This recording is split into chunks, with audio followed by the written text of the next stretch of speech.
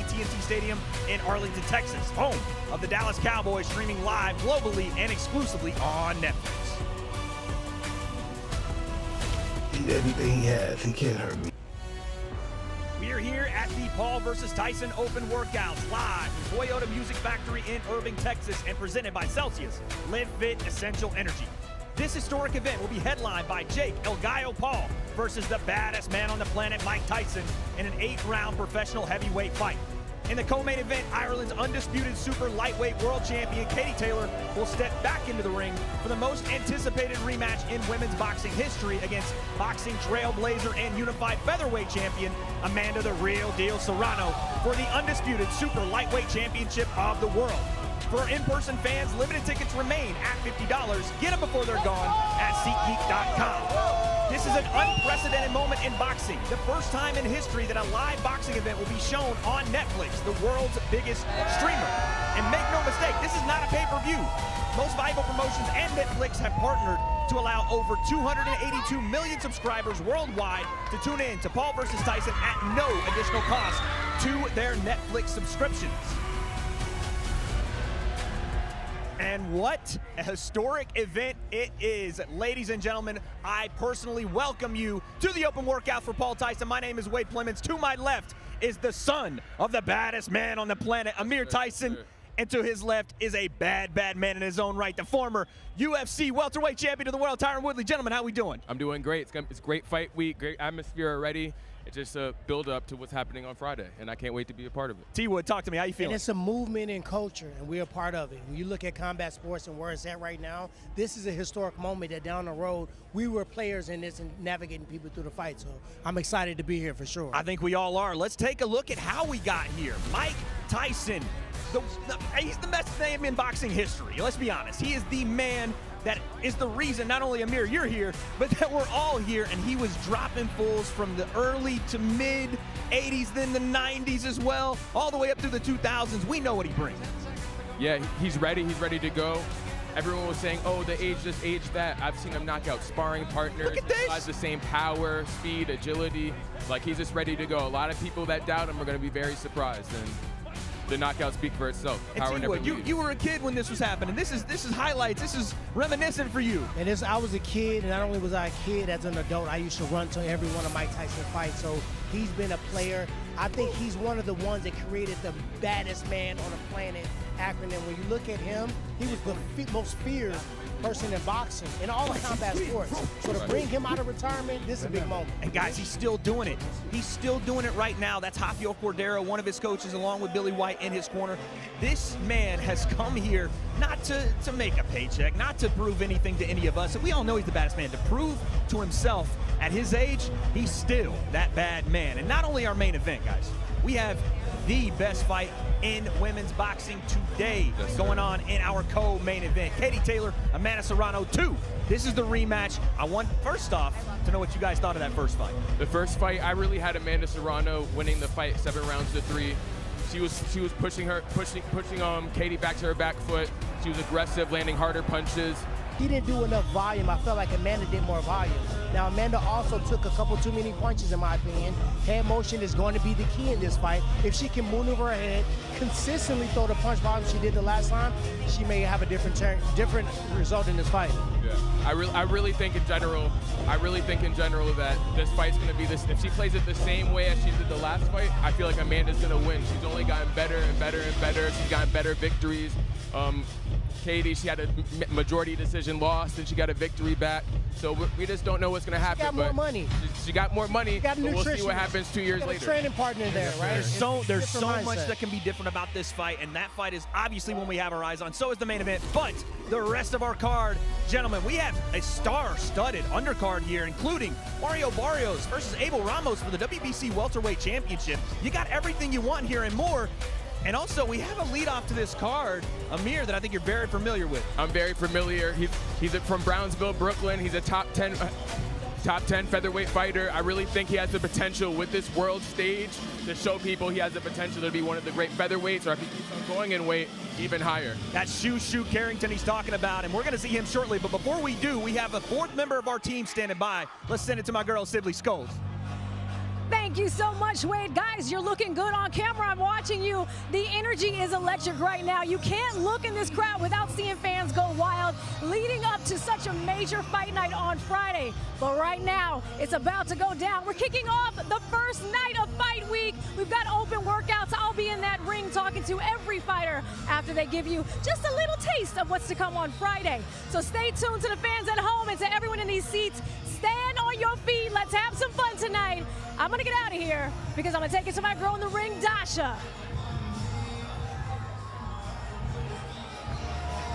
Our first fight of the prelims, streaming live to Most Valuable Promotions and Netflix YouTube channels, is between Bruce Shoo Shoo Carrington and Deadly Dana Coolwell. 8 rounds in the featherweight division. Now please welcome to the ring the 2023 Ring Magazine Prospect of the Year, ranked #1 by the WBC, and the man opening up the prelims, streaming live on Netflix and Most Valuable Promotions YouTube channels. Please welcome Bruce Shoo Shoo Carrington.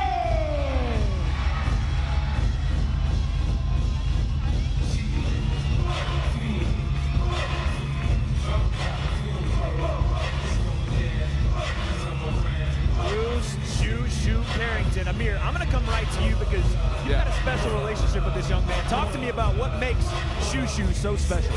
He's a special fighter. He's coming up. He's top 10. The more he wins, the more he gets victories, the more he has an emphatic performance at Netflix that night with that worldwide performance, he can make a name for himself and get more acclaim than he has right now, just off notoriety to get more opportunities and go from there. And T-Wood, you've been on that rise where a lot of people maybe haven't found out about you yet, but you're about to let them all know. How is he feeling right now on the Mike Tyson card, representing Brownsville? Has to feel amazing, but to be that up-and-comer, the person everybody is starting to look at is potentially going to knock off a lot of guys. And I love those moments. For me, I came out of Strikeforce as a prospect. You got to minimize a moment. This is a big opportunity for you to show everybody. Eyeballs are going to be on this fight. When they watch you fight, show off, show up, and go on and get the job done. He is, like we heard, the #1 prospect in the WBC. Such a pressure-filled moment. Like you said, Tyron, how do you calm those nerves down? Because he's leading the card off. There's so many eyes on this. He's been on big cards before. He started off on a Fury Wilder card. He's fought in Madison Square Garden, the most famous arena in the world. These are the moments you want to be in, right? You don't veer away from these moments, because if you want to be a world champion, you would be on the front line and everybody would be there to scrutiny. You got to step up in these moments, and he looks relaxed, he looks calm, right? And that's what I want to see out of a fighter moments before they get ready to show us that they're ready, they're in shape, and give the fans something to see. And Amir, we talked about his pedigree. You know, he's #1 in the WBC right now, but also 2020 Olympic trials gold medalist. Yeah. This kid is for real. We're not talking about just a pro. We're not talking about just because of the connection to Mike Tyson. It's a real amateur pedigree, a real superstar potential. He wants to be involved. He wants to be in the top. He wants to make it a top 5 of Brownsville greats from Zab Judah, Riddick Bowe, Shannon Briggs, Mike Tyson. A win at this stage, I know I keep on talking about this audience, but that's a big platform that anyone can watch and make a name for yourself, and your career is going to progress from there. Look at this. Look at the rankings. #1 in the WBC, #2 in the WBO, #2 in the WBA. He has the opportunity to start not only taking 1 belt, but 2, 3. And that's how it is in this boxing world, guys. The undisputed belts. That's where that name value comes from. That is where that respect comes from. And you don't see a lot of guys that are looking to go out and get that big moment, and also challenge themselves at the highest level. It's such a big miss in boxing right now. I love his attitude. He says that I don't want to just make a name here. I want to go on from this, challenge the biggest names. And I'm telling you right now, you want to talk about a dark horse in this in all divisions, this guy is it. And it's also about focus. There's a lot that go along with the sport now. There's a lot of glit and glamour that go with it, a lot of finances that come with it. So to stay focused and keep your eyes on the prize and continue to grow as a fighter in between fights, that's what these young fighters need to really focus on, right? Growing and showing improvement each time they make that walk. In my opinion, I think he's one of the best prospects in boxing. He's top 10 fighter. The more he wins, the more he does it in emphatic fashion, the more eyeballs he gets. I really think he's going to be one of the major names in boxing in the years to come. I've worked on almost every MVP show, and obviously now being partnered with Netflix, the eyeballs are just global. Unreal. But I've seen prospect after prospect come through this series, and I haven't heard the hype that I have heard around Bruce Carrington. This guy has got everybody excited, and for good reason. It's not just the 13 wins, it's the 8 knockouts with it. He's not going in and just technically boxing guys getting to that decision and moving on. He's putting on a show every time. How important is that, T. Wood? It's important to put on a show, but it's also important to stay within your craft and stay within your skill set, right? I don't think he's doing anything more to prove to you guys what he possesses in his skill set and his unique it factor. I think all he has to do is do what he can do, and that should be enough to get more people on this train that we're talking about. For sure. He's impressive. He's exciting to watch. I did my studies on him as well, and I feel like it's up to him now, right? The table is set. The path is laid for him. He got to go out there and do his thing. What I love about Shushu, he's a great counter puncher. He throws bunches and punches. He has great timing and accuracy, and that adds to it. That adds to the strength. That adds to the power behind the shot. So I think he has a lot of skills he could use, and he utilizes it, and a good opponent brings it out of him even more. Well, speaking of a good opponent, his next opponent is Dana Coolwell, and he has taken him on. And again, our first fight of the night, and this is no slouch opponent at all. They call Dana deadly for a reason. He's also coming into this ring with 8 knockouts.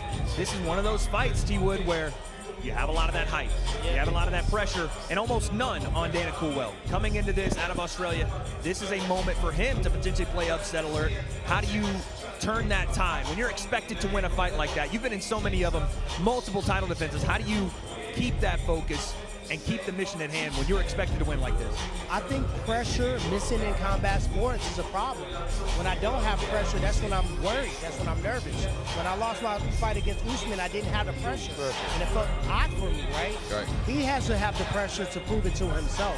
When I look at Dana's page, I look at his social media. He does a lot of drills, which tells me he should be a very reactionary fighter. He should see things and react. So we'll see how that works. He's going to get a lot of things to react from in this fight. Speaking of reaction, the 27-year-old's getting a lot of reaction right now. You can tell he's living in this moment. That's got to be such an important thing, because I feel like young guys that are coming up through this space, they sometimes don't take a second to realize what this moment is for them. I think that is not only a great thing here for Bruce, but also his ability to, like this, live in it and soak it all in. Because this motivates him even more. He sees this crowd, he sees the attention, so he wants to be a part of more big events like this. So if he does the right route, goes the right route, does the right things, focuses, I really see a great future for him. And T. Wood, you talked about watching his fights, and Amir as well with you. You talked about it being a counter puncher. But I want to see not only what you do when the aggression is brought to you. I think, again, I'm maybe wrong on this, T. Wood, but I want to see him go out and put on a show here and really show this Netflix crowd that it isn't just the X's and O's. It's out here. I am that guy that's going to take over that next belt. Because, again, in the sport of boxing, we're seeing guys have to prove something, not just in wins, but the way you win. I feel like he needs to do that here. I feel like fighters sometimes want to show you too much. They want to put on a show. I feel like you do what you're supposed to do. You set the traps. You put your opponent in a position where now he has to fight my fight. When they cover up and when they show signs that they want to get out there, you pull the plug. That's when you show out. You don't go out there just trying to show out because you may walk into something. Now that same big platform that you had to expound and exponentially go on your journey, right? You may have to take a consolation route. So do what you do, stay within your skills, but if you see at any moment your opponent is looking for a way out, give them that way out and do it quick. I'm going off what Wade just said. Sometimes it's how you win, not just winning, it's how you win that brings people to you. Because you could win a bunch of fights, but if you have a boring style, everyone's going to be like, okay, you're good, but it's not entertaining. I'm not going to come watch you. I'm not going to buy your pay-per-view. But he's actually exciting as well. He has lightning-fast combinations, smooth boxer, smooth movements. Like, he knows what he's doing in there, and I think this Friday he's going to show out and do what he does. And Amir, you talked about the importance of Bruce being on this card. How important was it to Mike to have Bruce on this card? I know that, again, the Brownsville connection is one thing, but he sees something special in this young man as well. Oh, he definitely does, because my dad's as real as they come. If he doesn't think someone has talent, he's not even going to entertain them. But he's from Brownsville, and he's a top 10 fighter in his weight class. He's going to give him that opportunity to shine. And funny enough, we were watching the countdowns for Jake Paul, Mike Tyson, and Bruce was in one of the gym sessions that Mike had. Yeah. And again, this is a young man that's coming through the ranks, and he knows what boxing should look like at the highest level right now. He came away from that sparring session going, oh my goodness, Mike's ready to go. Yeah, I saw that, and 100%. I don't think he would say anything different because Mike probably can still knock his nugget off, but it looked organic. It looked like he was really watching it, and he said, you know what, I didn't know what to expect when I came in here. I came in here with no expectations, but I'm telling you, you don't look like somebody that's in their 50s fighting. Right. You look like you really putting it in there, and that's what you want to hear. The older fighter, I guess I can say I'm an older fighter. When the older fighters got the respect of the younger fighter, right? I was always a younger fighter that pushed the older fighter, and they used me as a rabbit to keep them pushing, and that's probably what he's going to be doing the same. That's a scary, scary omen for one Jake Paul, which we'll get to later, but I'm excited. I can't lie. But the thing about critics in general, there's going to be doubters. Everyone has doubters in this fight. Each person fighting has a doubter. You just got to prove them wrong. You got to use it as motivation and prove them wrong. Well, it looks like our girl Sibley is standing by with Bruce right now, so let's send it to the fourth member of our team, Sibley Scholes. Bruce, I'm sweating watching you. How are you feeling? I feel great. I feel great. We here at the big event. Mike Tyson, Jake Paul. Man, I'm just blessed to be a part of this whole experience. Listen, we got Brownsville opening the fights and closing the fights. This is a historical moment going down on Friday. I know you showed us our shadow boxing right here, but it's a big deal for you. I'm sure you've been a part of main events like this before, but this is a whole nother volume. What does it mean for you to be a part of this and have a legacy now in that? This is a dream come true. This is honestly something that was unfathomable. I'm so happy to be able to represent Brownsville, Brooklyn, New York on one of the biggest stages in the world. And honestly, I'm just ready to put on a show. And you talk Brownsville before we get out of here. Obviously, that main card, Jake Paul, Mike Tyson. Tyson being someone that I know looked up to, watched, continue to be a mentor for you, I'm sure. Do you get nervous now going into something like this on Friday to represent? It's always good to have a little bit of nervousness or whatever because it keeps you sharp. And, that pressure is something that always comes with the game, but pressure makes diamonds, and y'all are not going to want to miss the Shoo Shoo show. Shoo Shoo said it right here. Let's go. We got to get out of here. We're both sweating right now. But let's go to Dasha.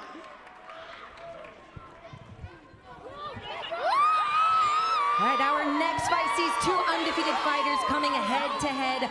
One of the breakout stars of 2024 faces an Italian national champion. It's Lucas Bahdi versus Armando Casamonica. Now coming to the ring, the leading contender for 2024's Knockout of the Year, the heavy-handed prince from Niagara Falls, Ontario, Canada, Lucas Bahdi.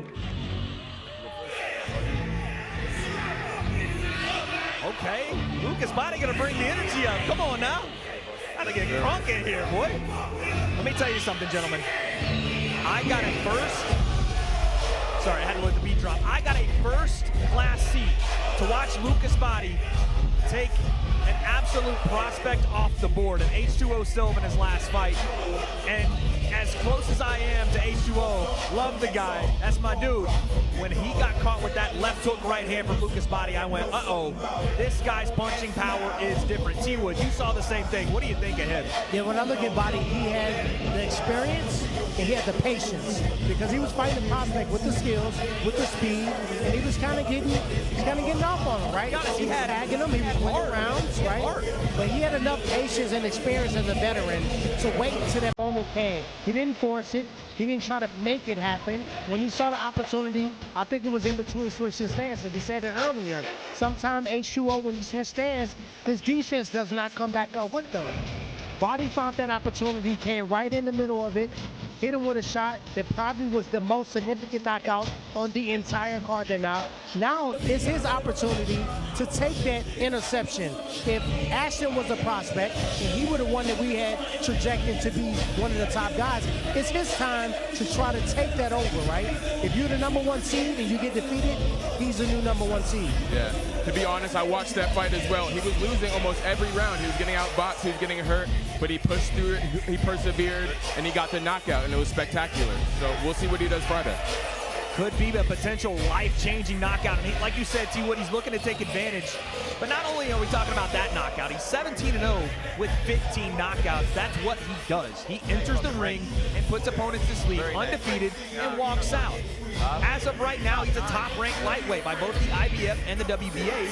And again, like you said, T-Wood, he kind of takes that route of the newest prospect. I know he's 30 years old, but right now is the best time. The present is the time to make yourself on that big stage. And ever since that knockout, he's taken advantage of every opportunity, including now being signed with MVP as one of their recently signed fighters. It does feel like a lot's happening in a very small time frame, though. And I know that you know a lot about, going from contender to champion and all the perils that come with that. How does he handle some of this newfound fame? Obviously, Canada behind him. Your boy Ariel Hawani, one of his biggest fans. Shout out to Ariel. But how do you handle all that? One time for Ariel. Ariel, of course, is going crazy because he's going nuts. And we really, we had to put a little respect on his name afterwards because we really was high on Ashton. Ashton really showed everything we needed him to show in that fight. He showed his defense was high, but that one little moment when he dropped that hands, Bahdi showed us how he got down. Right now, it's time to step out of that shadow of that last fight. It was a great fight, but now show us that you can be the front leader. You can start winning the rounds, and you can put the nail in the coffin when it's time to get it done. That lets you know in boxing, one moment can change anything. 1 second can change the result, and he proved that in his last fight. And it wasn't, to me, it wasn't just the knockout. It was the heart, it was the will, it was the mindset to stay in that fight when, quite frankly, he was down probably 11 rounds. He was down pretty much every round in that fight. Kept himself in there, and it wasn't some, by the way, you go back and watch that, there's a sequence in the locker room leading up to the fight where they work on that exact combination. We're gonna hit him late with it, he's not gonna be ready, and he's gonna knock him out with it. But he goes from that fight to now a fight with Armando Casamonica where it's another prospect in front of him. So again, the road doesn't get easier here. How do you handle a guy like Armando, who's 24 years old, 14-0 in his own right, a highly skilled technical boxer? It's a lot of the same game plan I would think you had with Ashton. I mean, I think it was a proper fight at the proper time. You don't want easy fights this time. I get the first 1 or 2 fights, you know me, it's been known in boxing. You get a little cushion on your record in the beginning. At this point, when you had 10+ fights as a professional, you want to challenge yourself. Now, you don't want to go take on the current champion of the world if you're not ready for that. You want to grow, but you want to be kind of get yourself in position that if somebody calls you, if somebody gets injured, or if it's a last-minute opportunity to fill in a big moment, you are that guy. Right now, he has to continue to fight competition that measures exactly where he's at. And I feel like his opponent is the same thing. The thing I love about this right now, you see his feet, the footwork, you see how he's moving his head, you see all that, like that's letting you know that he's trying to make improvements to be better as a fighter, and that's all you really need. Well, T-Wood, when you do watch him here, obviously you've been through not only the MMA scene, you've gathered yourself into the boxing scene. What do you look for with a guy with heavy power, quick hands like that? What are you seeing here? What I'm seeing right here is he's relaxed and comfortable. He's not making every punch be the one that takes you down, right? That shows that he's confident that he has a power. He knows when he sees opportunity, he can rely on it. And if you see where his right hand is at, it's constantly right there on the side. So any moment, if I'm stepping back, if I'm stepping to the side, all I have to do is turn my hips over, turn that thumb down, and I can put somebody lights out. He's showing me that he understands that. And a fighter that understands themselves and who they're fighting, those are the dangerous ones, not the ones that talk real loud. The ones that are showing me with their mannerisms that they got all the skills and the tools. It's all about action, not words. You gotta make your actions talk to you. And T-Wood, you talked about how relaxed he is and how all these shots feel like they're not forced at all. That, it makes me think that it was almost destined to him to have that power late into fights because he hasn't thrown anything with a ton of crazy torque and there's not a lot of forced effort there. He can carry that power late into fights, which is why he's dangerous every round. And I'm gonna base this based on my last time seeing him out when he fought Ashton, right? It's not that he didn't have the power earlier or that he waited and saved the power for later. Ashton was switching stances. He was coming with combinations moving fast. He was stepping back. He just didn't get an opportunity. When he got an opportunity, it just so happened to be late. So what he's showing me right now is he's putting himself, whether it's, you see him throwing that overhand right, that's the punch right there. That's why he switched pads. You don't see a focus mid on there. Oh my goodness. That's a crash shield. That and right he's there. denting it. When somebody's denting a bag, that's how you know it's power. And it's not, again, it almost feels effortless there, T-Wood. It's not like he's pushing that at all. It's almost like a whip. You don't have to. It's hand-eye coordination. It's just knowing and it's feeling that distance. Oh, right now, look at that. any of those punches can put somebody down. Just on the pads, you can tell he has that intense, great power. It's that spark that you see, and it's the kinetic chain from the feet to the hips to the shoulders, and it all just unloads at the end of that punch. Because most of your power comes from the bottom up. That's where all your power comes from. And And when you watch him move around, man, you saw this even in the Ashton fight. You saw a lot of confidence, quiet. You talk to him outside of the ring, he's quiet, but there's an air of confidence around him, and I've talked to him so many times before and after that fight. This man truly believes that he is sent to this division to be one of the best. I feel like he's confident, right? That's the difference between me and cocky. I feel like he's humble. That's why he don't speak a lot. But when you train hard, you prepare well, you have the right to actually put yourself in a position to be confident that you're going to win, right? It's a big difference between being cocky. What do you guys think of that punch-out style merch they got on? You saw him wearing that in there? Nostalgic old school throwback. Video game throwback. He's got it on. I don't know if you can see it there, but that's nostalgic right there, man. No one can beat Mike in Punch-Out, man. The 80s phenomenon. Tyron, you played Punch-Out back in the day? Man, I played Punch-Out. If they put it in front of me right now, I'm going to play Punch-Out again. I got a Punch-Out hoodie. So, yeah, I love the gear. I love the merch. We know that was the last time you were good at a video game. Don't lie to me, Tyron. Literally was. From what I remember, they say Mario Brothers in the late 80s was the first, but the second biggest game in all the late 80s was Punch-Out. Punch-Out, man. Well, listen, he's expecting to punch his opponent out, but right now he is standing by with the fourth member of our team, Sibley Scholes. All right, we're in the ring. Lucas, come up here. First of all, the playlist is, did you pick those out yourself? Yep. Okay, I need a copy of the playlist before we get out of here. Last time we saw you in the ring, you took home what most would call winner of Knockout of the Year against a highly touted H2O Sylph. Big fight for you. Now we're here, Netflix on the undercard. How are we feeling? How has life changed for you so far? I feel great. I mean, look, I got massive opportunity. I'm here fighting on one of the biggest cards of the year. And yeah, like I said, I'm feeling good and I'm ready. You look calm, cool, collected. How are you going to give us an even bigger explosion come on Friday? Look, I stole the show last time I was out. That's what I do. I plan on doing the same this one. You look at, he's calm, cool, collected. You get out of here and go listen to some more music? Yeah, let's go, baby. Jake Paul versus Mike Tyson. There you go. Tasha, it's up to you now.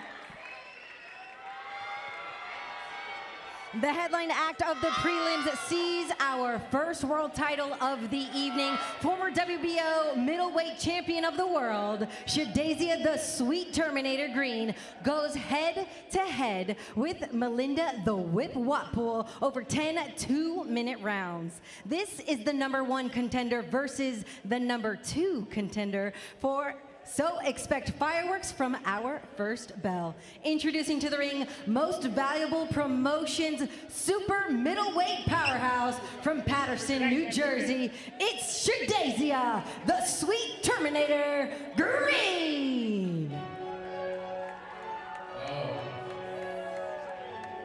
The Sweet Terminator, Shadasia Green. Tyron, we were in person the last time Shadasia fought. We got to see her live.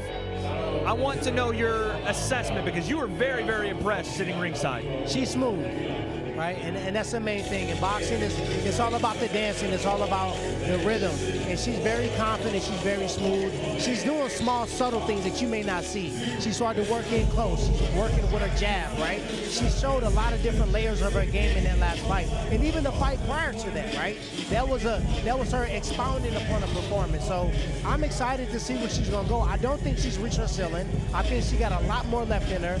And she looked like she's having fun with it. From what I've seen, even when her opponents try to put her on her back foot, try to, go in her zone, she just overwhelms them with power and speed. She's usually the bigger person, so she just walks them down back, and she usually overwhelms them. And we'll see if she can do that Friday. I want to see how she's improved since her last fight because I'm a fan of what she does after watching a lot of her tape.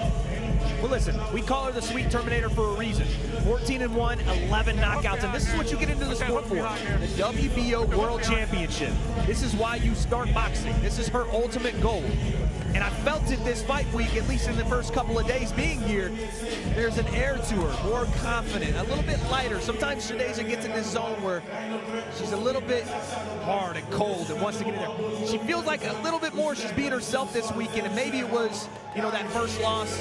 And I know that that's sometimes tough for fighters to come back from. She came back very well in her last fight, and now it feels like she's expounding upon that. She's becoming herself in the game. It's not about what have you done for me lately, it's what do I do to improve? How do I push myself to the next level, regardless of record, regardless of opponent. And that's just what I felt this fight week from her. You know, I feel like the big fights, they give you a different energy. They make you want to put on, right? And her last couple fights have been big fight cards. Sometimes a more regional or smaller fight don't bring that out of you, right? So this is an opportunity for her to consistently show. One thing I love about the card is, yes, you got the main event. It's a spectacle, it's a moment, and everybody want to be attached to it and a part of it. But these world title fights are real fights. They were going to happen anyway. They were going to take place, and she put herself in position to be here. So let's see if she capitalized. Let's see if she put in the work, and let's see, it's within grasp. Is she gonna grab it? Is she gonna make it hers? Look at that. Again, you talked about it, Tyron. She is smooth, and She's we super talk about, smooth. I mean, like, watching her on the mitts is almost like a work of art, but when we talk about her, obviously born in Patterson, her upbringing being one that was just hard work. Not only that, a former college basketball standout, then a silver medalist. She is accomplished in everything she's taken on in life. And again, every time she steps in, it's another time for her to prove herself. I have a feeling, like I said, this time around, it's not about opponent, it's not about record, it's about making a statement to her, to show everybody that she is exactly who she thought she was. Her nickname a little long for me, so I'm just gonna call her Super Green. Element. I mean, her record said it for herself. She's 14-1 with 11 knockouts, so that shows she has power in her fists. Super Green. Yeah, That's a new one? Fifth element. All right. When you watch her though, Tyron, again, you talked about smooth. I've seen her in the gym, and I've seen some of the power in that right hand. Yeah. I think she wants to get back to basics with that. I think sometimes, and maybe you can attest to this, sometimes you overthink it, especially after a loss, or what do I got to do to change things up? It's a difference between hitting a focus miss and bringing it to life in a fight. Yeah. It's been, if you watch me hit the mitts, you may see me throw 30 punches, and I may look like Roy Jones, but I may get in a fight and throw 20 in a round. It just depends. What she's shown me is something her coaches are doing, something she's doing on the bag, is helping that translate into the fight, and that's where it's most important. Well, let's take a look as she's about to finish up, it looks like here. Let's take a look at this tail of tape because, again, it's always a challenging opponent. You know, Shadasia and Watpool, 35 each, 7-0 record, 2 knockouts. But again, it's that shiny WBO super middleweight championship. I think opponent, any of this stuff is secondary to that gold belt. And again, Tyron, championship pedigree, you know all about that. Sure.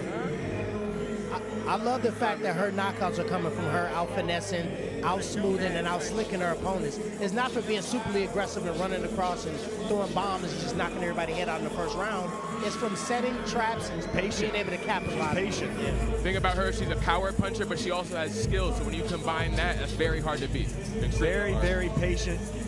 Very, I think at this point, ready to claim that mantle. And she's standing by right now with Sibley Scholes. Shadasia, oh yeah, give it up. Now make some noise, Texas. We're not taking the gloves off, we're keeping them on. We're right here. I know you're dedicated, you're in this. How are we feeling going into Friday? This is the best I've ever felt in a while. It seems like every fight I get better and better. I feel amazing. I'm embracing the moment.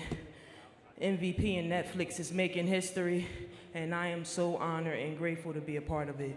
If the fight was tomorrow, I'm ready to show up and show out. Yes. Knowing that you are ready, and I've seen you, I know Wade was saying the same thing, he's seen you boxing, we've all seen you out there in the ring. I've seen you in the gym. I've seen you on the treadmill. It is a different person. You take on a whole nother identity. What has changed from the fights you've had in the past to what's going down on Friday? Most importantly, my mental state. I can remember being a young kid watching fighters and watching the Olympics and standing in front of the TV crying, asking God, when is it going to be my moment? And then we get to the moment and we despise of it because of the crowd and everybody being involved. This very moment, I'm embracing it. I'm happy. I'm grateful to be here. You know, I deserve to be here, and I'm gonna show y'all what it's like to be the sweet Terminator, owning this ring, my ring, November 15th, when I become the WBO Super Middleweight World Champion. Your corner's saying showtime. I'm saying I'm dropping the mic. We're taking over to Wade. You heard it right here. Give it up for Shadasia!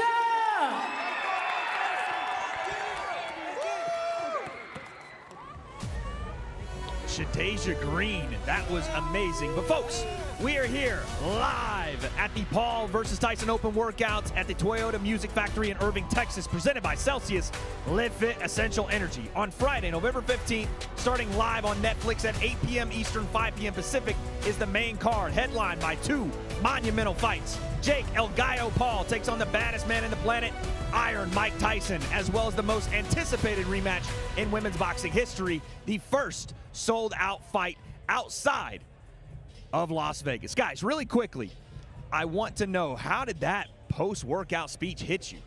It hit me real because she's speaking from the heart. She said, I deserve this moment.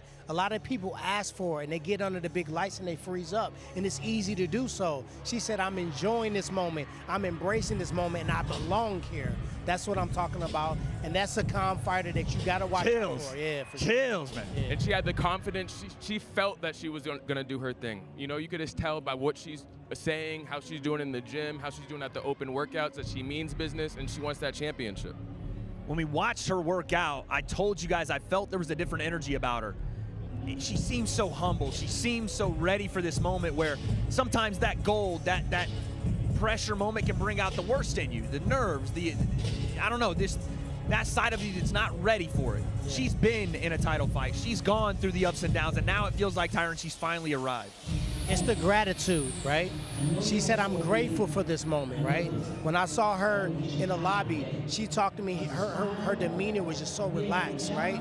It showed her gratitude. Now, what she do on Friday is on her, right? Now it's time to take it to the house. I can't wait, man. I can't wait. How about this energy, guys? Real quick. Hey, the playlist is on point. I'm telling you, gonna lie. the problem bot in the background, Tyron. I know you're not a big fan of him. He's standing right behind you back there. That's your boy. We made up. Okay, y'all are friends now. We made up. Well, listen, we've had a lot already to go here. I'm telling you right now, it's just getting started, because what we have next, folks, is another banger of a fight.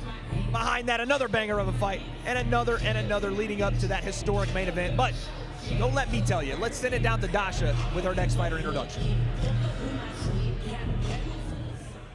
The first fight of our main card, live for free on Netflix, sees two huge stars with their countries behind them entering the ring. The biggest star of Brazil, Whindersson Nunes, faces India's #1 boxer, Neeraj Goyat, coming to the ring. Brazil's multi-talented superstar, musician, comedian, content creator, and boxer from Sao Paulo, Brazil, Whindersson Nunes!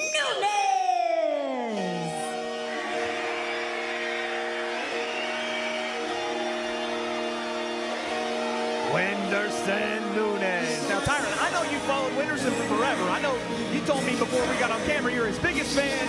You've listened to all his concerts and music, so talk to me about Whindersson, Tyron. Whindersson was a little cold earlier today. I looked at him, I didn't want to say nothing to him, nothing to his tournament, nothing to the guy that hold the mitts, right? And that don't always mean they're gonna turn up on a Friday night, right? But I've seen that mystical calm before the storm before, and I feel like, you know what, all the work is done. Sometimes fighters want to be so tough fight week and show everybody that they're, you know what I mean, they got vinegar in their body, but at the end of the day, you should come here prepared and confident, ready to roll. If people don't know, Amir, really quick, I gotta tell them, this is one of the biggest superstars in Brazil. Yeah. This man has I don't even know how you describe it, multi-gold and platinum music career. He has selling out stand-up comedian shows. He's doing everything and more, and then he just decides to box. This is the same thing we talk about with Jake. Like, why are you even doing this? Yeah, at one time he was the biggest and most subscribed YouTuber in Brazil. So he's one of their biggest stars. So his star power could elevate the whole sport of boxing in Brazil. If an emphatic win or something that major that could be done in the main when he's fighting on the main card, could set it up to have a great future of boxing in Brazil.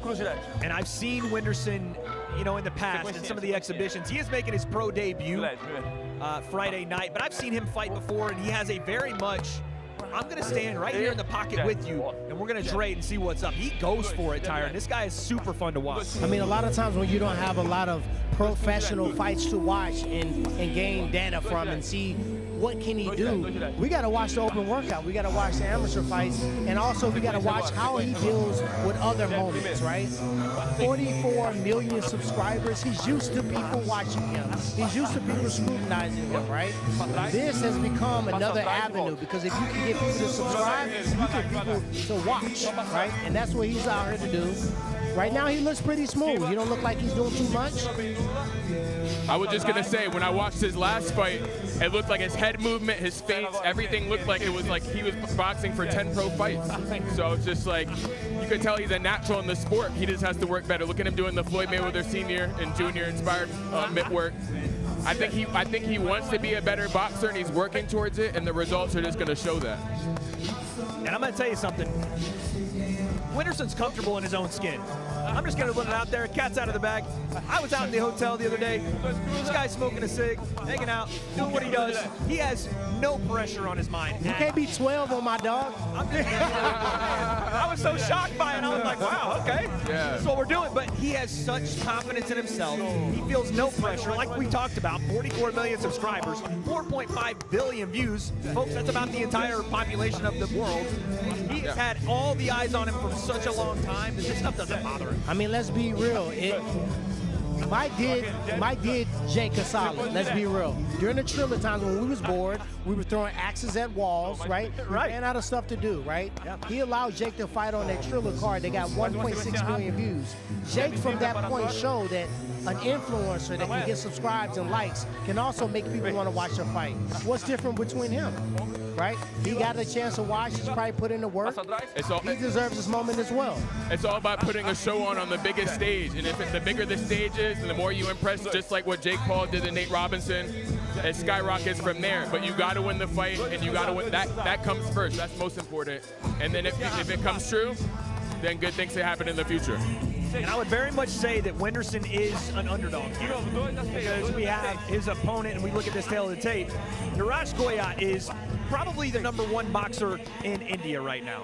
And supremely confident, I think maybe to a degree overlooking Whindersson because of the lack of a pro record, maybe because of lack of experience. But I'm telling you right now, Whindersson Nunes went toe-to-toe with one Popo Freitas. And for the longest time, Popo Freitas is one of the best boxers in Brazil's history. Now, granted, it was a lot of it was a little bit of an exhibition, but they were not fighting like an exhibition. Much like Mike Tyson doesn't do exhibitions, he's out here looking to take your head off. Popo Freitas was looking to take Whindersson's head off, and he stood in there with him. I would tell you, this is not a guy you want to overlook. And let's not forget the fact that he's looking at a fight at Jake. We've seen him pull up to him and get in his face, right? He's on the card. What better moment to show I'm next than to take out Nunes? And we don't know if he can do it, right? We think, based on record, based on being 18-4, but one thing that I know, the only sport that's done on paper is paper football when you're clicking it through. You don't want to still got to go out there. You don't want to see me no paper football, T. I don't know, man. I don't know. What's crazy to me is I was more impressed with Nunes than Goyat. Tell me why. Tell me why. Because his movements, it's like it felt like he's been doing it for 10 years. Goyat, he was more showboating, wasn't really doing much, was on the ropes. This guy actually feels like he wants to be a boxer, just like he has natural movements, mannerisms of a boxer. And this is his pro debut, but as an amateur fight, I saw that already. You know, so as a pro, if he works hard, sky's the limit. I can definitely see him improving fight after fight. I think I've called almost every one of his fights again in the the crossover scene, and you've seen him go from a guy that wants to box to a boxer, much like Jake. And again, much like Jake, if we can say one thing about some of these influencers that come into boxing is that they embrace the moment almost sometimes better than boxers themselves. One of the big things that we've credited Jake with is his ability to perform under the lights in the main event. And sometimes people that he brings into the ring aren't ready for that fight, you know, that he's sometimes more ready for that moment. And I think Whindersson is going to have no problem with all these lights, with all these fans. Again, he's done this for so long. And one thing you got to take your hats off to the MVP promotion is each fight makes a difference, and it's a different thing at stake. Right now, you look at this fight right here. It's kind of an influencer fight. Jake hasn't forgot about where he came from. He's found a creative way to bring along his brand and bring along his community with him, right? Giving them opportunities, open doors, not just for Amanda, not just for the prospects, not just for the guys on the roster. If you look at Nikisa, who's the co-founder of MVP and also the manager of Jake, he said that both the Indian fighter and the Indian fan is underrated globally. Now, I've done a Bollywood film with Salman Khan, and I'm trying to tell you, they worship Bollywood. They worship their fighters and their actors and their athletes, right? This is an opportunity to globally. So it's not just a fight. It's not just a world title fight or a movement fight for the culture. Each fight got a different implication, and that's what this one is. What I like about him is that he's bringing a whole different audience that doesn't even like boxing, doesn't even like sports. They just follow his videos on YouTube, and then it's like, okay, I want to see this fight because my favorite YouTuber's on here. And it brings more eyes, more attention to the other fighters to get them known as well. T-Wood, how you like making a Bollywood film, man? I love it. Hey, Salman Khan is a GOAT, top 5 highest paid actor, making $70 million a year, right? But I did a film with him called Sultan, right? Okay. And I'm just telling you, the Indian people want the opportunity. There's a lot of mud wrestling, a lot of MMA starting, but they want to be in boxing, they want to be in combat, and this is an opportunity for them to be placed on the mat in victory, even if not victory. When you get the microphone, one thing I'm seeing, everybody, when they got the microphone after the open workout, they utilized it properly, right? They had their moment, and they said what they needed to say. Last thing I'll say is, like I said, I've called a lot of Whindersson fights. His fans, Brazil, they travel. I was in London, called his fight. There were so many Brazilian fans in the arena. They left the arena after he was done fighting, and we still had a couple fights left. They were gone. He's done that before. I know he's going to bring a ton of fandom here. But let's hear him with our 4th member, Sibley Scholes. We're in the ring, we're in the ring. You just said to me, I don't speak enough English, and I said, I don't speak enough Portuguese. I don't speak any. So that's why we got Lucas here translating for us today. First of all, do you want to say anything to your fans right now? What? Você quer falar alguma coisa para os seus fãs que estão te assistindo agora? Eu queria agradecer pela oportunidade de estar aqui no card do Mike Tyson. Queria agradecer muito, queria dizer que eu estou muito feliz porque esse vai ser o meu último trabalho do ano. Yeah, I want to thank everybody, I want to thank the MVP for giving me the opportunity. It's an honor to be on the same card as Mike Tyson. And I want to thank you guys. It's my last job of the year, so I'm really happy. Oh, we're going to go out with a bang for 2024. Knowing that this is global, so many eyes will be on you. How does it feel to represent for Brazil? O mundo inteiro de olho em você. Como se você se sente sendo o representante do Brasil aqui? Eu me sinto muito feliz por ter a oportunidade e me sinto triste por saber que tem atletas que são muito melhores do que eu, que deveria estar num evento como esse, mas a visibilidade do esporte, principalmente do boxe no Brasil, é um pouco baixa, e eu queria muito que nomes como Bia Ferreira, como Ebert estivesse aqui, como várias pessoas que eu conheço que merecem estar aqui. Yeah, you know, I'm really happy because it's really good to be here representing Brazil, but at the same time it's bittersweet because I know how many good Brazilian boxers we have that could have a stage like this. So I hope to, you know, help bring visibility to Brazil by being here. I hope that MVP gets more Brazilian fighters starting with me, and I hope Bia Ferreira, I hope Herbert Conceição, some good friends who are former Olympians get their chance to shine as well. Oh, I love that so much. A good future ahead for Brazil in boxing. What? É muito bom. Mandar uma mensagem agora para o boxe do Brasil. Mensagem para todo mundo do boxe do Brasil, para todo mundo que sabe que é muito difícil a vida de um atleta, que é muito difícil conseguir chegar a algum lugar, que vocês podem chegar e que no que eu puder fazer, quando eu estiver pegando o microfone e estiver falando, eu posso pedir a ajuda para os atletas brasileiros. Yeah, you know, to all the Brazilian boxers out there who are dreaming of having an international career, I know how hard it is. I know how much you have to grind to get here. So keep working hard. Any chance that I have to put you up, I'm going to do it. You know, I'm there with you. Thank you so much. Good luck Friday. Dasha, back to you. Now coming to the ring is India's #1 boxer and most valuable promotions first international Saini with a record of 18 wins, 4 losses, 2 draws, and 8 of those victories by knockout. Please welcome Neeraj Goyat.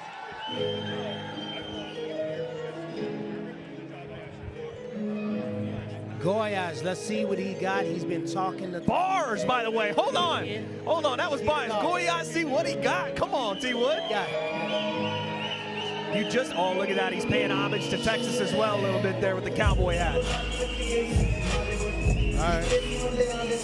See, when you talked about it, there is so many people going to be watching this fight, not only because of Whindersson Nunes, but because of Neeraj Goyat. I mean, Neeraj is from India. Let's be real. It's billions of people. And I'm telling you, from my time in India, in the U.S., we pick our favorites and we step on others, right? I like this actor, but I can't stand that one. I like this singer, but I don't mess with this one. In India, if you are in the arts, you are worshipped, right? They said these are our gods. So if he's a fighter and he's a boxer, he's going to put himself in a position where if he shows up for his country, the amount of pride they have in a moment like this is out of this world, especially on a Netflix where people can watch it for free. You know what I like about this guy? He has pressure. He has his whole country on his back, and India doesn't really like boxing, but it's a big population, over 1 billion people. He's the most famous Indian boxer. The better he does in the fight, the better performances he has, the more people in India will be intrigued and gravitate towards boxing. So he has the opportunity to do that. Let's see if he does. And again, he is a 3-time WBC Asia title holder. And again, the WBC Asia's honorary boxer of the year. He's also a signee with MVP. So again, see the eye for talent from not only Jake Paul, but Mikisa Badarian. They're starting to highlight different parts of boxing that we haven't seen before, really, T. Wood. It's just really being smart in the business, right? When you look at a situation where Jake fought on Mike's card for the first time, they were silly not to sign him, because he showed others that he can do it, and now people are stepping to the plate like a Netflix, right? So they're not going to let this guy right here from India showing that he's willing. Fighters aren't always willing to do what it takes to sell and build a fight. He's willing to do that. You want to grab him up and you want to put him on the roster. Look at that energy he's getting right now, man. Yeah. Look at that. And again, he has good reason. Him and Whindersson are going to be leading off our main card. So what a way to start with two of the biggest influencers or, countrymen showing off the rest of the world on Netflix, live globally, what this card is all about. What I find really funny is that, remember when he pulled up the Jake Paul's camp wanting to fight him, and now he's signed to MVP, so that's a full circle moment. Now he has an opportunity. He walked up on him in Puerto Rico. Yeah. I saw that. And it's like, hey, man, that was crazy. Take some, I know we're on YouTube and on Netflix, so I'm just saying, it takes some balls. Right. Yeah. Just walk up on him and say, hey, you know what? I want to fight you. And now he's working on it. They recognized it and said, you know what? This guy's got something to him. Let's bring him on. I'm going to tell you like this. My dog Umar Kamani owns a company called Pretty Little Things. I went to my first ever Indian wedding. When I talk about the energy, right? They coming out the gate on Look at it right now. Beginning at 10, middle at 10, ending at 10, right? That's the type of energy that the fight crowd loves. Why not bring that energy and show us that another country can deliver that? And again, it's not just energy, it's not just flash, it's not just style. There's substance there, just narrowly missing the 2016 Olympics, barely missing qualifying there. But again, he's 18-4 and 2, and he's got 8 KOs there. This guy can box. And what you can see is, we look through his fighter profile is, again, accolades for days here. His record, the 3-time WBC Asian champion. Again, narrowly missing the 2016 Olympics. But T-Wood, in the ring, he's not showing us much so far, but what would you like to see? Because we watched Whindersson move around in a very educated fashion. Looked like a guy that was learning the sport, but also getting very good. What do you want to see from a veteran? I mean, for real, Whindersson is a fighter that don't have a lot of pro fights. So I'm kind of looking at what he's doing in open workout. I'm going to look at what your dad is doing in the open workout, because everybody want to know if he's fit and ready. Absolutely. For him, it's not so much the open workout. He has the accolades. He has the record, right? And he's been there before. I'm going to look at what he's doing on Friday. This right here is for the fans. And as we continue to look here, we have our tail of the tape as well.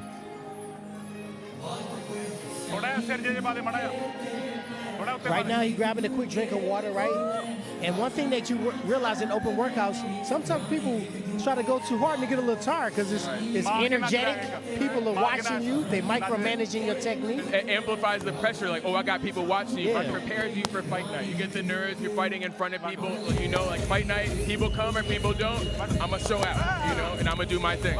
And the younger fighters always do the most. Like, for me, when I was younger, I wanted to show people I can punch the mitts, I can slam, I can wrestle, I can do everything. The older you get, the more more reserved than experience you get. I'm just giving you guys, I'm here. I appreciate you guys. We're going to get it in on fight night, right? I think that's what he's doing right now.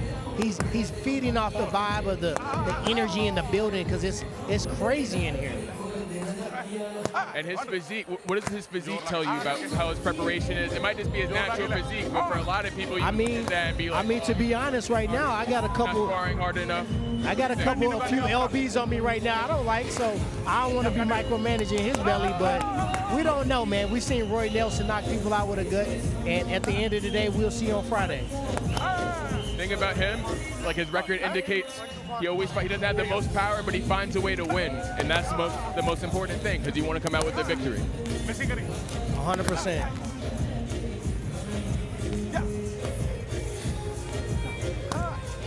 And also, you don't want to show too much because I'm telling you, when you're cutting weight, you're going to revert back to what you're most comfortable with. So when I watch guys doing open workouts when they were cutting weight, when I fought Darren Till right here in this city, right? He was leading with the uppercut, throwing a straight left hand.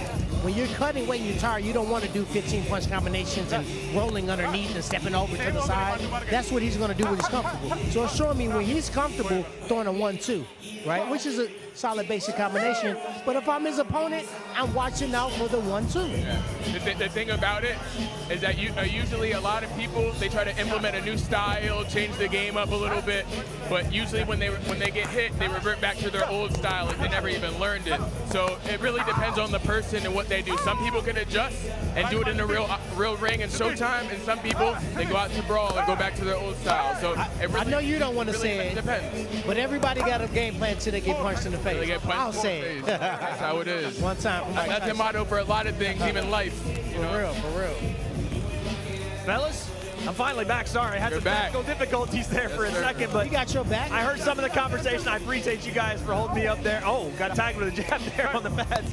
But again, like you said, T. Wood, you're not going to see too much here from Neeraj that is going to shock you or wow you, but his pedigree speaks for itself. And honestly, I wanted to ask you a little bit of this. How much are you trying to hide stuff in your open workout? In my open workout, especially, I can say it now because I'm out of fighting at 170 pounds, but I was cut 30 pounds. I was weighing 205, 200, cut down to 170. So I was just trying to show I wasn't dehydrated. I wasn't going to pass out, even if I felt like I was. And the older I got, the less I showed. It was more of appreciation and involving the fans and getting them there. Right now, he just needs to show that he's matching the energy.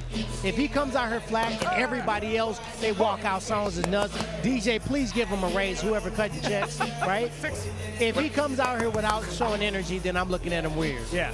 What I like about him is that he's showing good defense, he's moving his head, and he needs to move his head if he wants to go to the higher level in professional boxing. Because you're going to get hit by people that know how to punch, better technique, come from different ways, you know? So these steps, including this fight, will tell the tale of what he's going to do in the future.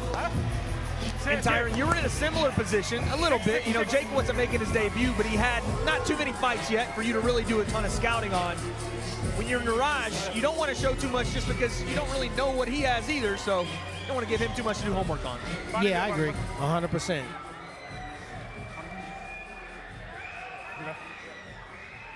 It looks like Neeraj is wrapping up, but you hear the fans. They're going crazy right now. You gotta love it. But he is standing by right now with Sibley Skulls. He's gonna talk to the people. Yes, we're gonna send to you. I said I want to pronounce it how you pronounce Neeraj. Neeraj. Neeraj. See, I'm gonna say it. I don't want to say Neeraj. I'm gonna say it the right way. It's okay. Okay. We're here. We're in the ring. I don't know what you were doing earlier, but you're not tired, are you? Yeah, I'm good. I'm feeling well. You just have all the energy in the world. You are the face of boxing in your country, #1 boxer in India. To have that, is there pressure going into Friday, or does that just mean you're going to come out representing? Not a pressure for me. It's a proud moment for me. Like, I will be a part of this huge event from India. Yeah. What is the volume and the eyes that will be on you? What does that mean to you to have that? Wait. Kilki ऐसी मार दियो रे सबने पता लग जाए. Ram Ram. We got fans. Oh, I see everyone standing up. Only some Indians are there, na? And एक बारी और kilki मार दो रे. You gotta make some more noise than that. And anything that you want to say to anyone back home watching and then to the new fans that you're going to be garnering after Friday? For my back home, Indians just support me. I did my best in my training and I will do my best in my fight. So support बना के रखो. Ram Ram, Jai Hind, Jai Bharat. Good luck on Friday. Have some fun out there. Thank you. Back to you, Dasha.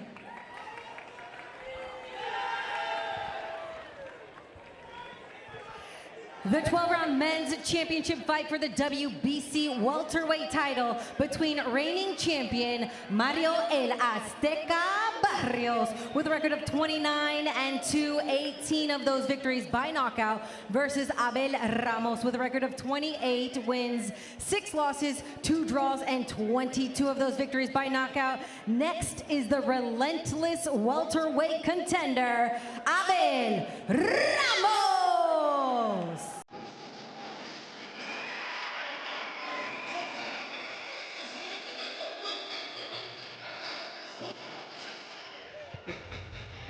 Abel Ramos comes to us, guys, by Casa Grande, Arizona, and is known for some thrilling battles and relentless determination in the ring. I'll tell you what's relentless right now is that music. I want to get up and move, man. Come on now. There we go.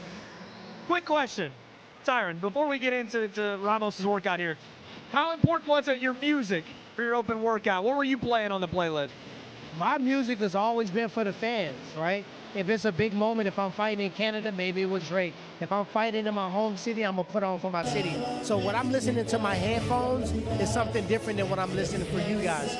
Sorry, when I'm playing for you guys. So in my open workout, it's gonna be something that get the crowd lit, get them crazy. No in and out of love with you, none of that? No in and out of love. It was in and out of consciousness, the remix. The remix. I gotta hop on that one. So, when we look at Abel Ramos, talk to me, Amir. I want you to walk me through what it means for him in this opportunity, challenging for that WBC welterweight title. Oh, it's the most prestigious belt in the history of boxing, and he's fighting a great champion, Mario Barrios, top 5 welterweight fighter and a champion. So he has to have all the motivation. As a challenger, he's gonna have to take it from the champion. But I want to see with these open workouts what he's capable of on Friday night, because Mario Barrios is obviously the favorite. This is his second title opportunity, coming off the loss to your Dennis Ugas back in 2020. And we know Ugas punches so hard. He's such a tough guy. And Ramos has been around the who's who in this division. That experience is going to do him wonders, I feel, in this fight. Because, again, this boxing game, it's so frustrating to me sometimes when guys take a loss or maybe a couple of losses, and all of a sudden they're done. It's over with. They're washed. Get them out of here. The sport is changing, and we're seeing guys take tougher fights and go through wars and get better experience and better their skills because of it. I think Abel Ramos is one of those guys. And definitely, when I look at a fighter, if I'm going to make a character judgment on them, I'm not going to see how you do when you're at the top, right? After you shoot the three-pointer and keep your hand in there, I'm going to see what you do when you take their lesson, right? He won in April, came back with a TKO after having 2 lessons back-to-back. And one thing that I saw that I really value, his honesty. He said, I want to push myself in training to see my own limits, which is he's acknowledging his work ethic could have been more important, right? It's important for you to understand, can I be working harder? Can I be doing more? And he's obviously could have, and he said, each fight, I'm trying to push my own limits. And when you make it a me versus me fight, that's when you become an icon. That's when you get to the point of a LeBron and a Curry. They're going against themselves. There's nobody else really that was comparable to him. I feel like sometimes it's that win-or-learn mentality. You have to learn sometimes how to become a champion. Everyone thinks it's the Floyd Mayweather route or even the Mike Tyson route where you just are one of the best and your work ethic is instilled. He had to learn that, and I think that's such an important thing that sometimes we leave out in the sport and think guys should just know. Sometimes you have to go through that loss or that unfortunate circumstance to get back to where you're at. And Abel Ramos on the cusp of greatness. And again, you're talking about a veteran. Like you said, Tyron, these open workouts for some of the veterans, we're not going to see something super crazy, although that right hand right there looks nice. Yeah, because these guys are cutting weight. They're getting down. It's a couple of days from the nitty-gritty, but let's not forget he's off of a win, though, right? So he's found a way to snap back and bounce back, right? And he's coming in with momentum. momentum is everything in fighting. The more often I fought, the more victories I had back-to-back, the more confidence you get that you're growing as a fighter. And that's something that he's definitely going to need to take away this belt. Yeah. What I'm loving to see is that he's moving his feet. He's not stationary in one place. He has a good right hand. He's throwing it, and he's gonna have to be in Barrios' face and in his inside space in order to really do something in the fight. That's his only way to win, because Mario Barrios is a warrior. But the thing he could do is Mario Barrios, he swells up and he gets cut easily. So if that does happen to happen, just go on the cuts and then let's see what happens from there. And T-Wood, you talked about momentum. We'll take a look at his fighter profile here, and this is the first time he's had 2 fights in the same year since 2020. You want to talk about rhythm, momentum. He's finally getting some of that, and that's so important to a fighter. Definitely, when you have the inactivity, right, it's not just about the fight, it's about the training camp. It's about, you know, going through that time of discipline when you got to be focused on your diet, focused on your recovery, focused on your training, focused on your sparring. And each day is a mimic of the fight. If you lose a sparring, you lost that fight that day, right? So when you're not in that moment where you're training, right, you can't really be growing and becoming the best fighter you can be. So I feel like the inactivity can be an opponent itself. So being more active, getting in the rhythm, getting in the routine, and staying in that mix, that's how you become a champion. And again, of his 28 wins, 22 by knockout. This is a power puncher we have on our hands, and so is Mario Barrios in his own right. So look for fireworks in this fight. And again, I have to give credit to MVP and Netflix for putting on such a star-studded card. You're not seeing this in the sport of boxing. You'll tune in for your co-main events sometimes, but honestly, it's a lot of main event heavy cards.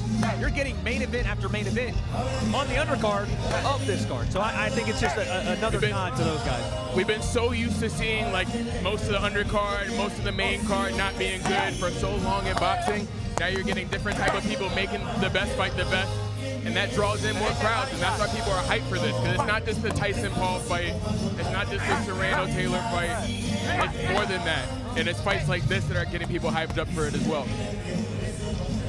Look at him turn over some of these punches. T-Wood, your go-to knockout, what'd you like to put together? What combination do you like to go to?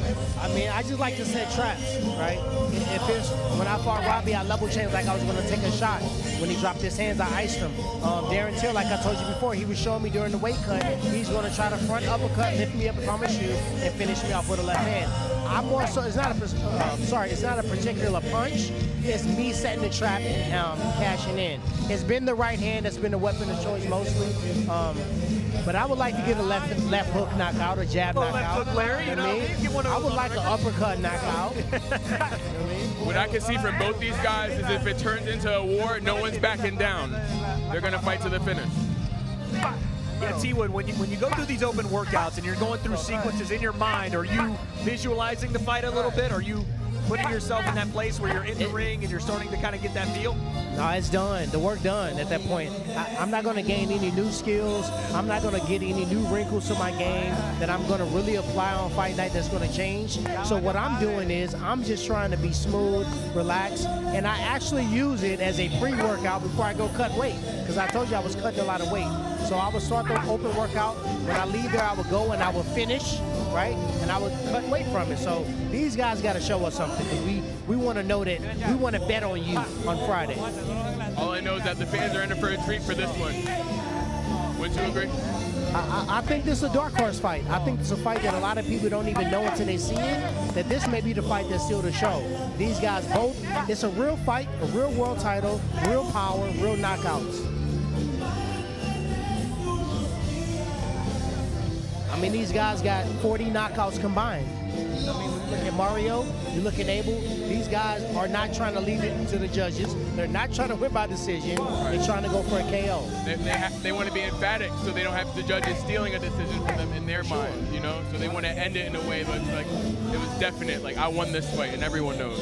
And it's a pride thing. The Spanish boxing community is a very prideful community, right? They're going to show heart. They're going to show grit. They're not going to give up easy. They're going to push the pace, especially when it's a strap on the line. Anytime you're fighting for gold, a belt, whatever a ribbon, a medal, it's just another thing that makes you want to push a little bit harder.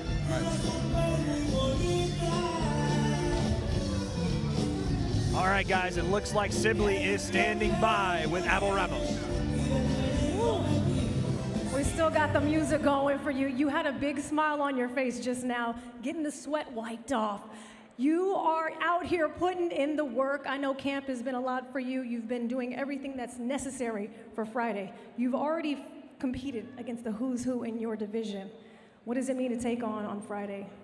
It means the world. It's a dream since I had it since I was a kid to become world champion. So I'm taking this fight serious. I know Barrios is a great champion, and but we're here to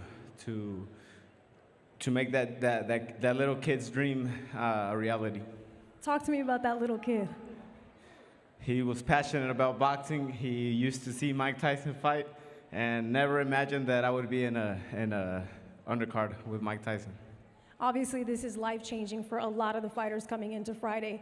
One fight away for you to change even more of your life. What will that win mean for you? It would mean the world, like you said. It would change my life forever.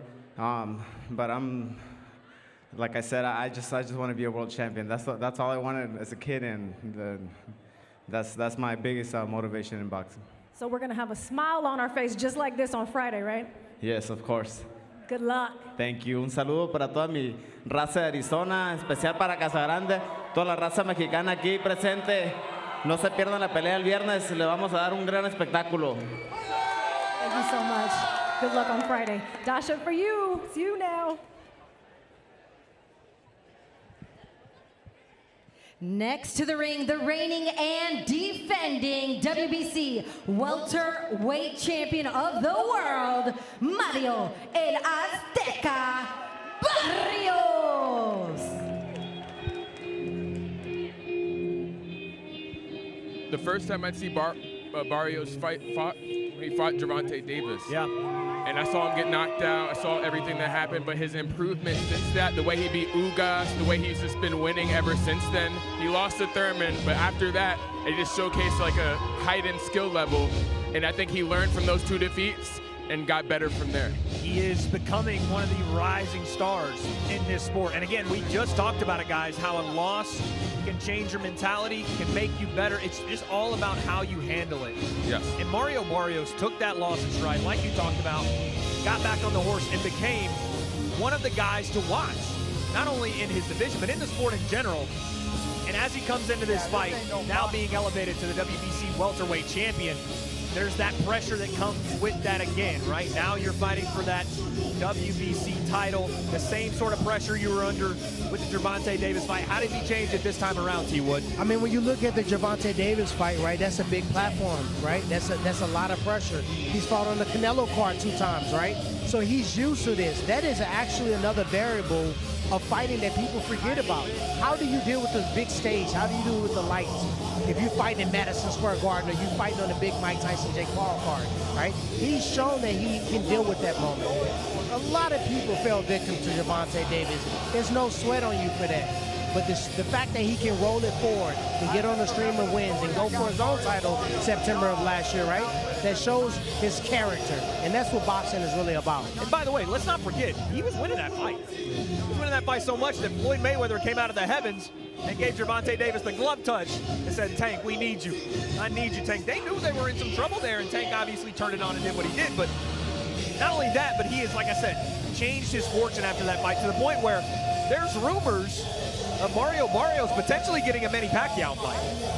Now, I don't know if we'll ever get there, but still, putting him in that same light is the point that I'm trying to make. This guy has the eyes of the world on him now. I don't want to see Pacquiao fight him. I feel like Pacquiao should just rest, relax. I saw his last exhibition. Well, here's the thing.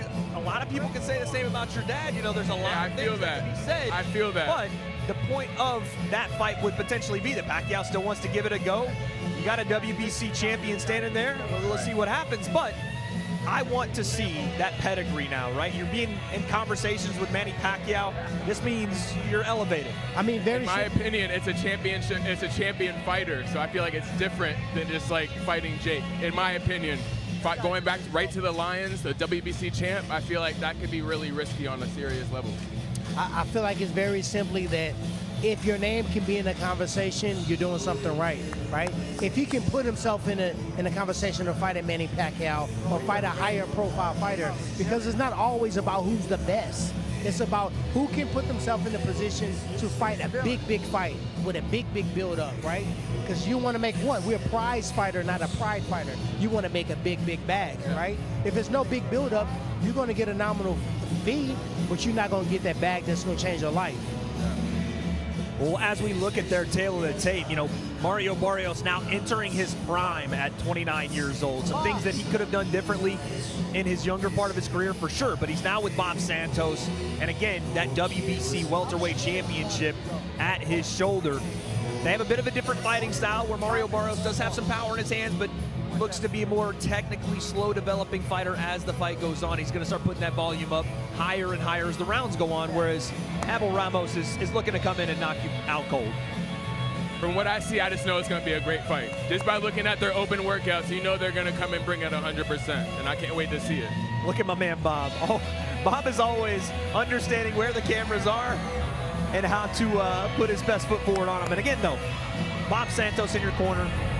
Obviously, the Aztec blood running through his veins. A lot of pride in Mario Barrios coming into this fight. And I know he's very grateful for the opportunity, but also, just like everybody else on this card, this is your card. This is your moment. It isn't Jake Paul, Mike Tyson. Sure, that's the main event. But like we heard Lucas Bahdi say earlier, someone's going to steal this show. Why not him? Why not Abel Ramos? Why not Shadasia Green? Who's it going to be? Man, I agree. Every fighter on this card should be like, why not me? Has to be.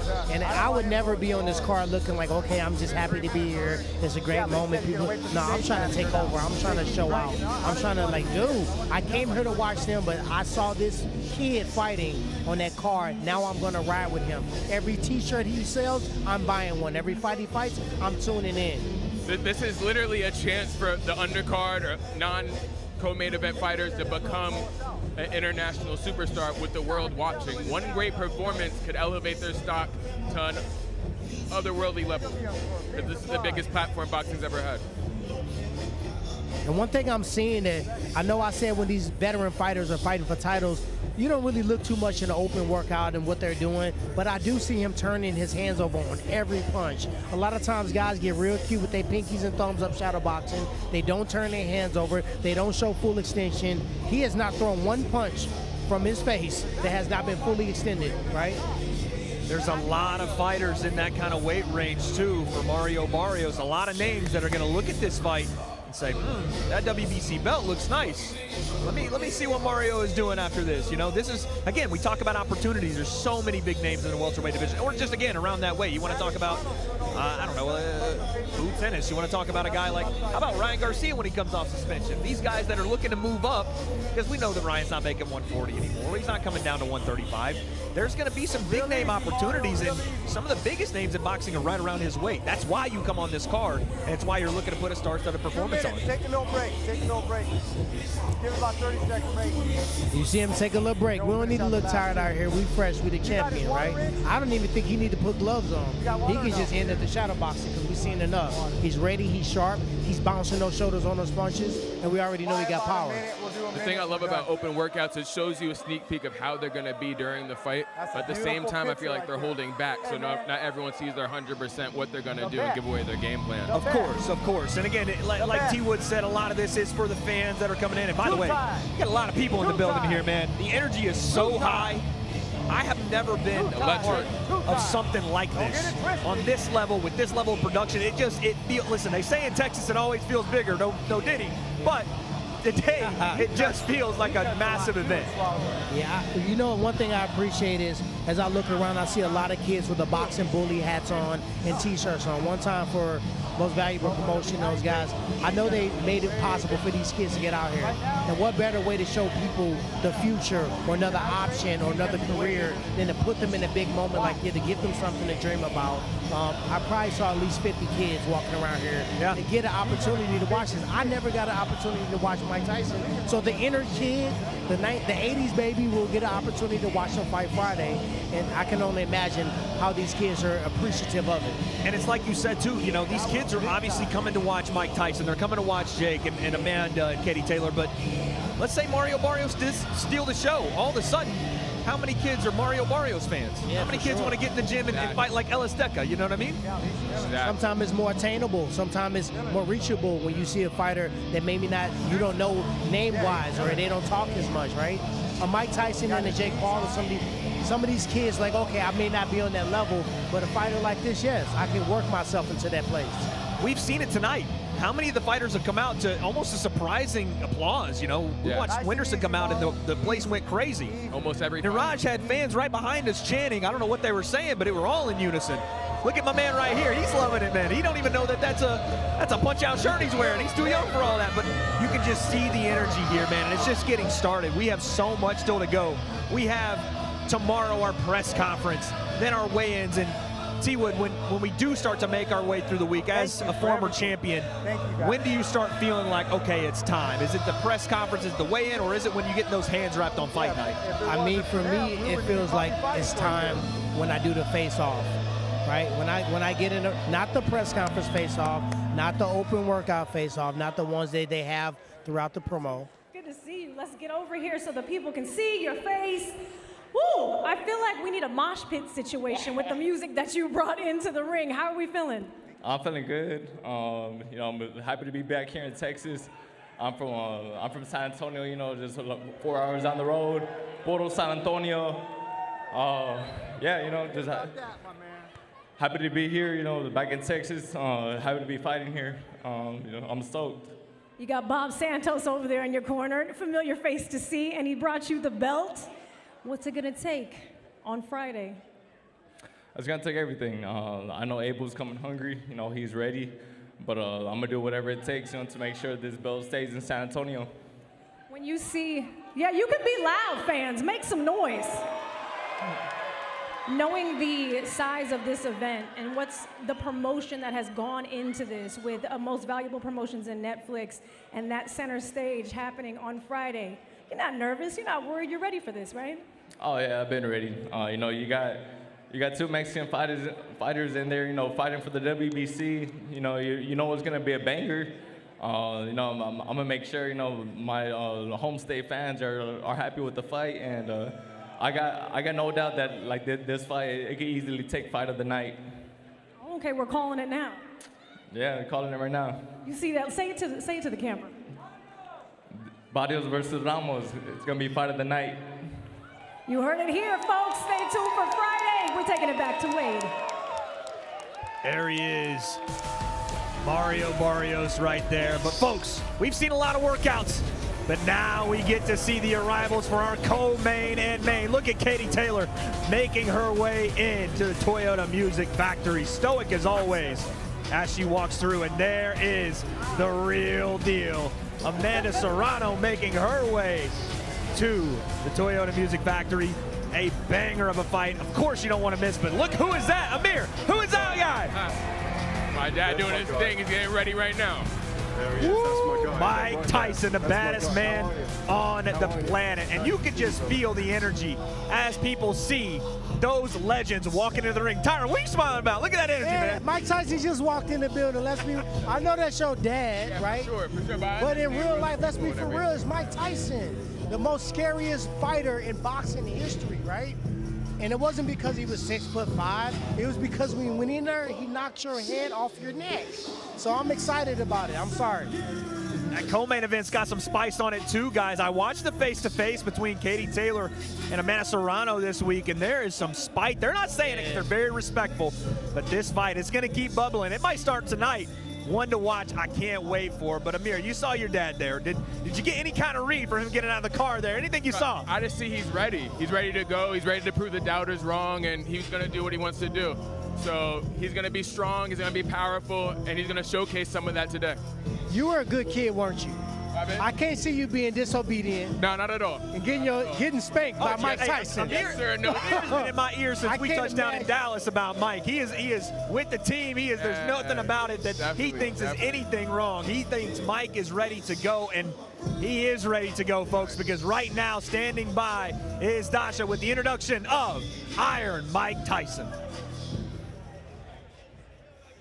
Now is the moment you have all been waiting for. One half of the headline act on Friday night, streaming for free on Netflix.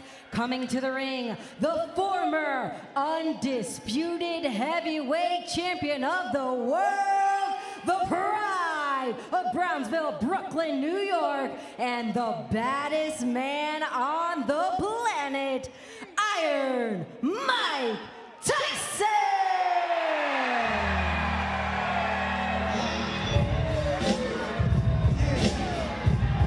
Oh my goodness, there he is, Iron Mike Tyson, and the chills are just running down my spine, folks. Those are focused eyes, he's ready to go. You could look at it, he knows he means all business. And he's gonna show you, he's gonna give you a preview of what he's gonna do on Friday. I talk for a living, and I'm at a loss for words a little bit, T-Wood. I mean, what are we seeing? How is this real? You know, when I got the call, hey man, we want you on the broadcast, what you doing? Are you free? Are you available?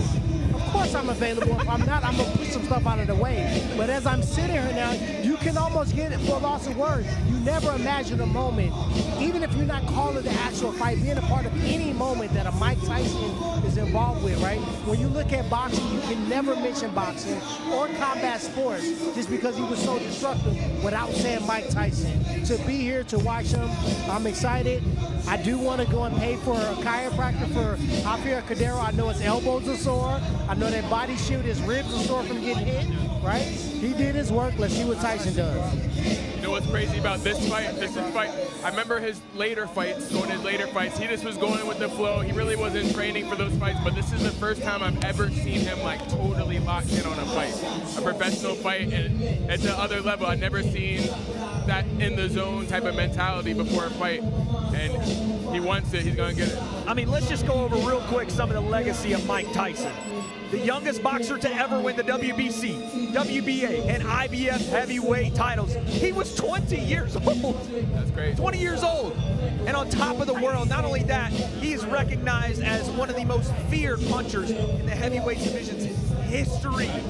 The legendary fights, the legendary moments. I mean, Tyron, pick one out for me. When you think Mike Tyson, what comes to mind? What's that legendary moment? I mean, for real, I can name you any fight because I know them all. But one thing that really stood out to me about Mike is his ability to be real and transparent. Because us fighters deal with a lot of emotion that we don't want to talk about. He made it okay to talk about not feeling confident or being scared, right? Or being emotional or just being too much. I feel like the ability to be real with yourself is the difference between a fighter that's a good fighter and a fighter that's a legendary fighter, right? And that's what I plan on being, and that's what he is. Hey, Amir, he's been through the ups, he's been through the downs. He has had one of the most interesting lives of any man in history, let alone just being on top of the world in the boxing realm. He's now with Javier Cordero, but mainly, who is his head coach? Tell me why that's important. So Billy White, he grew up with him in Castile under Casamonica. He was a prodigy of Casamonica as well. The last Roy Jones fight, he wanted to go back to his roots. And now he's sticking with him. Raphael, he's like the pack guy. He keeps it going. He pushes it forward. He's doing his thing. Hold on, T1, talk to me. I'm just gonna say this, guys. I may not talk much while he's shadowboxing, but I promise you, I don't even want to hold the mitts. Now, if I'm walking away with a bag like Jake, of course I'm gonna get in there. But outside of that, look at that. Do you really want to stand in front of him? Do you really want him to swing at your face and try to knock you unconscious? It's hard to even watch Cordero hold the pants. There's no normal 58-year-old moves like that. I don't think I've ever seen any individual, not only of that age, he looks incredible.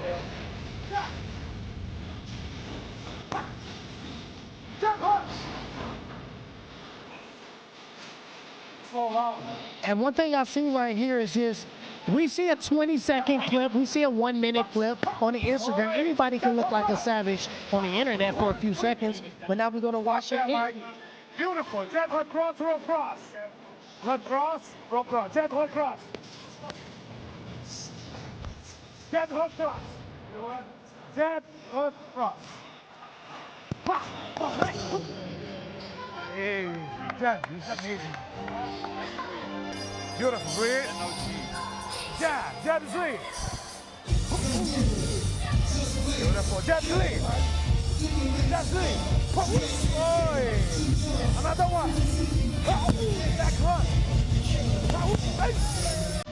Another one. Very ferocious. Beautiful. Jab to that. Jab and then to that. Jab and then to that.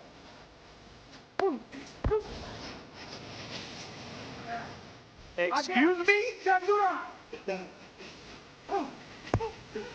A jab, angle change into a nasty uppercut. Mike Tyson's back, ladies and gentlemen.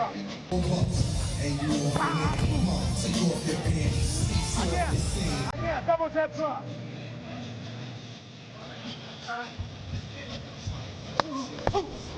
Beautiful, man. Good guy. Beautiful. Jab. Jab. And folks, if you wonder why we're not speaking much right now, it's honestly because this is amazing to watch. And honestly, there's not much to say. We just want to appreciate greatness just like you guys do. And I'm astounded. This is so awesome to see. Yeah. What a privilege it is to watch one of the greatest of all time. And Amir, I know for you this has to mean just a little bit more. It's definitely cool because I don't really recall a lot of his pro fights. I was so young, I really wasn't in the moment with it. But like to see him come back, to see him do his thing, I'm like, you can see on the pads, like he still has the ferocity and power behind his punches, you know? So that's good to see.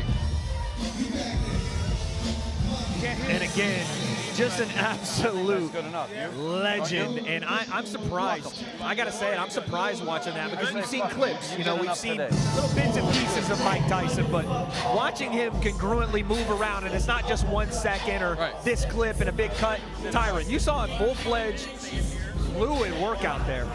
Yeah, like I said before, you can see a 20-second clip, you can see a 4-minute clip, and anybody can look like a savage. You're going to see a full workout. He's not even really breathing hard. All of us are sweating, even you, I know.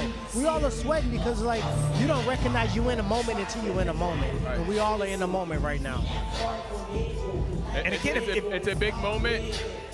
Tyson versus Paul, this is why everyone's here. And people got to see a sneak peek of one of the two. And Amir, if people did have doubts, you know, people are talking. Mike's 58. Yeah. How's his age hold up? I want to go to you with this because who better to know than you? What would you say based on that workout and based on what you've seen that Mike is bringing here? I mean, that power never goes, and he still has the head movement, bobbing and weaving, that peekaboo style. When it comes Friday, he's angry, man. Look at that face. When it comes Friday, he'll answer all those questions. He is ready to go. He's switched on, and I've heard. Wait a second. I don't know if the people at home can hear that, but Mike's classic speech going off there. But you've seen him during fight week. We had him in fighter meetings. You can tell that irritability is going up. And that's doesn't seem like it'd be a good thing, but it definitely is for Mike. When he is hard to be around, it means the fight is very near. Ready to go. So look at his shape. I'm just like, what are we doing? This guy is in better shape than me at 58 years old. And he's just built like an absolute beast, Tyron. Yeah, you know, I'm looking underneath my shirt and I'm saying, you know what I mean, hold on, does Mike have me too? Because at the end of the day, like, to be trim and ripped and fit in your 50s is a blessing. And I feel like everybody needs to realize that health is wealth, right? If it took a fight like this to snap you back in there, I don't think he's going to stop because he's a systematic person. He's a systematic fighter. They built him and trained him like a machine. On his body type, on his strengths, right? You don't forget that. Let's get to the interview. As you can see, Mike is wondering what he's doing right now. He's waiting on that interview. But again, as the fight gets near, he wants to do one thing and one thing only. He wants to fight. I mean, she's scared. She's scared to interview him. I don't blame her. He said the training is the word. It's playtime in the ring. Yeah. Well, she's in there. Sibley, how you doing down there with Mike Tyson? I'm good. Texas, you better get louder than that.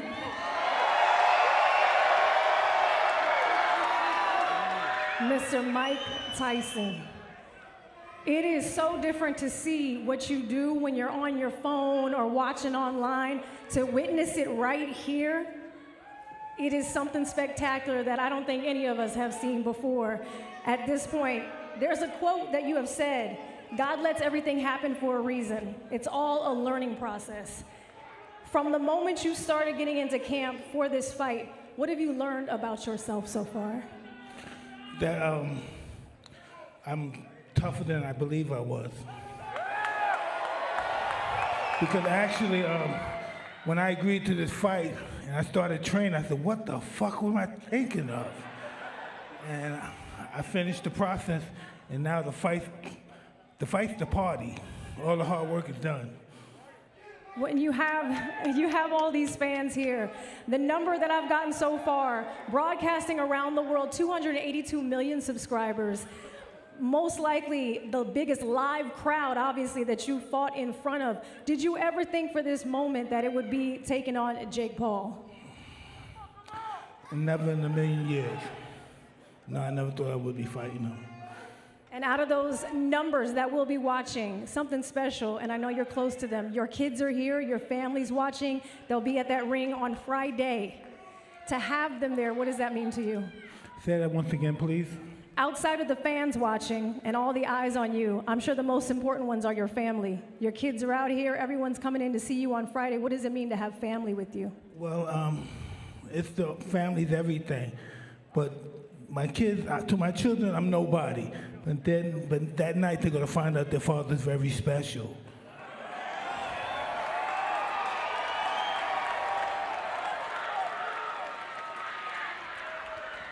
Did you think that you have kids? I do not. I have 2 nieces. Well, you know, I don't say take me for granted because they talk a lot of mess to me that nobody else would. So the night of the fight, they're gonna realize they better watch it next time they talk crap to me. You want to say it to your kids right now on the camera? I love you very much. I can't wait till you come. Changed it up real quick. Yeah, Again, knowing how many eyes will be on this, your life has been so extraordinary. The guys up there, including one of your son is up there. We've watched so much of you. You personally, to me, are someone who embodies a real human being because it is learning and growing through the ebbs and flow of life. What will this win mean to you on a Friday out here in Texas if you take it home? All I can say is thank you, God.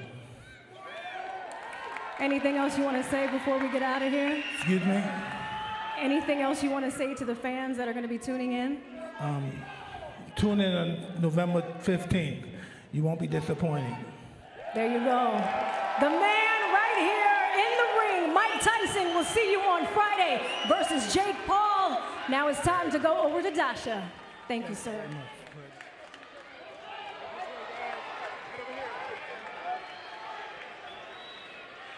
Our co-main event is one of the most anticipated fights in recent years. In 2022, they sold out Madison Square Garden, broke viewership records for women's boxing, put on the fight of the year, and changed the world of boxing forever. Friday night, Katie Taylor and Amanda Serrano will fight for the undisputed super lightweight championship of the world. Coming to the ring, the undisputed super lightweight champion of the world from Bray County, Wicklow, Ireland, Katie Taylor.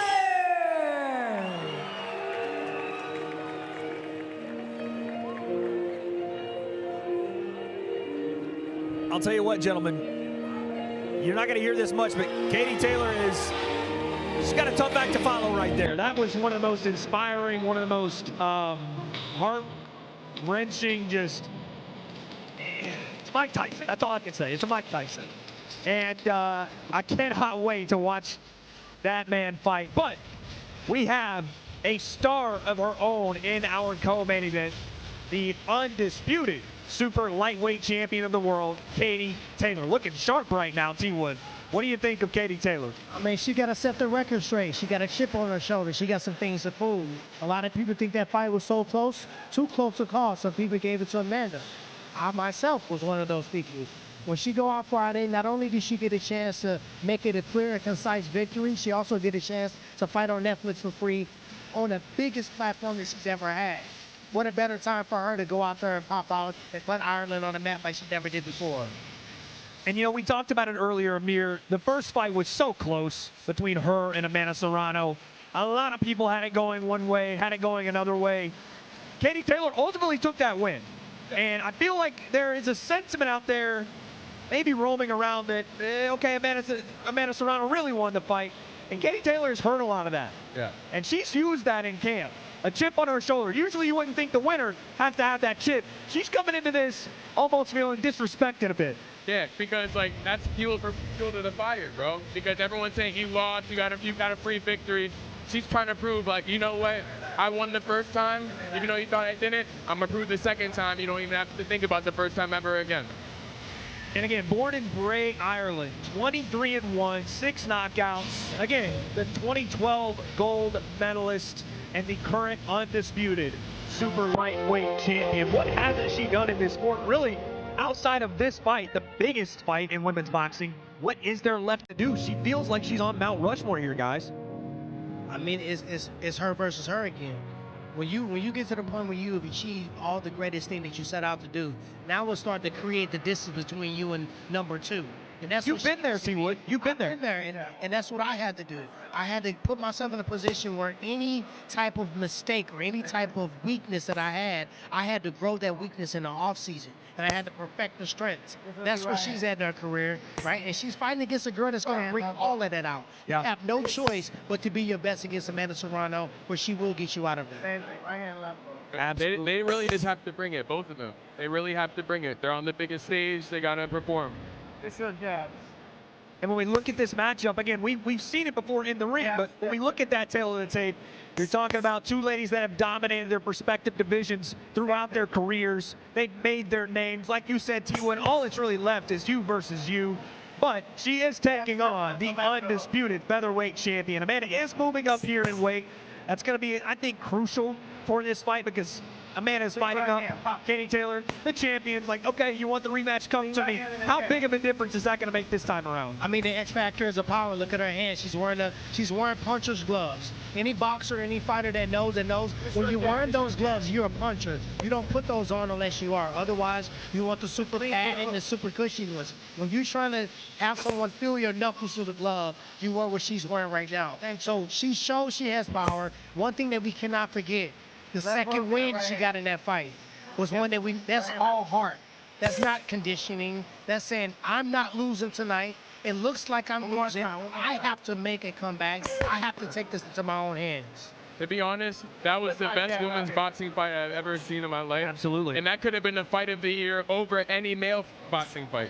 That was like a top 3 contender. Funny you say that because it was. It was Sports Illustrated's Fight of the Year in 2022. Exactly. And again, that atmosphere at Madison Square Garden that night was unbelievable. I've been there before, and I'm telling you, it's angelic walking in there. When I walked in there, they showed me Muhammad Ali. I'm like, I'll die in this place before I lose in this place. And that's what she had to be. She's fighting against Amanda Serrano, that's known for her heart. That's why we love her so much. That's what won her the fight. The second win was nothing but heart.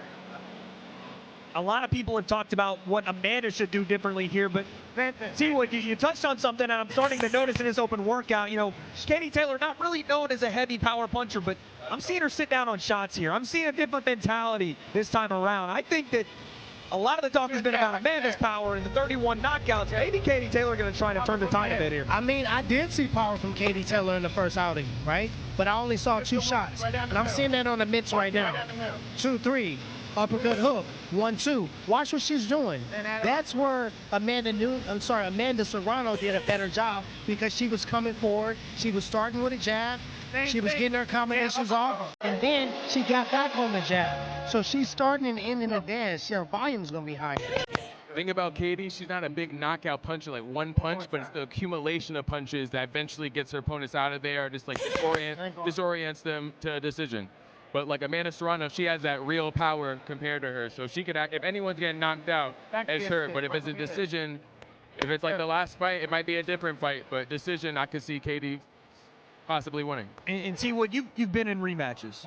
4 world titles.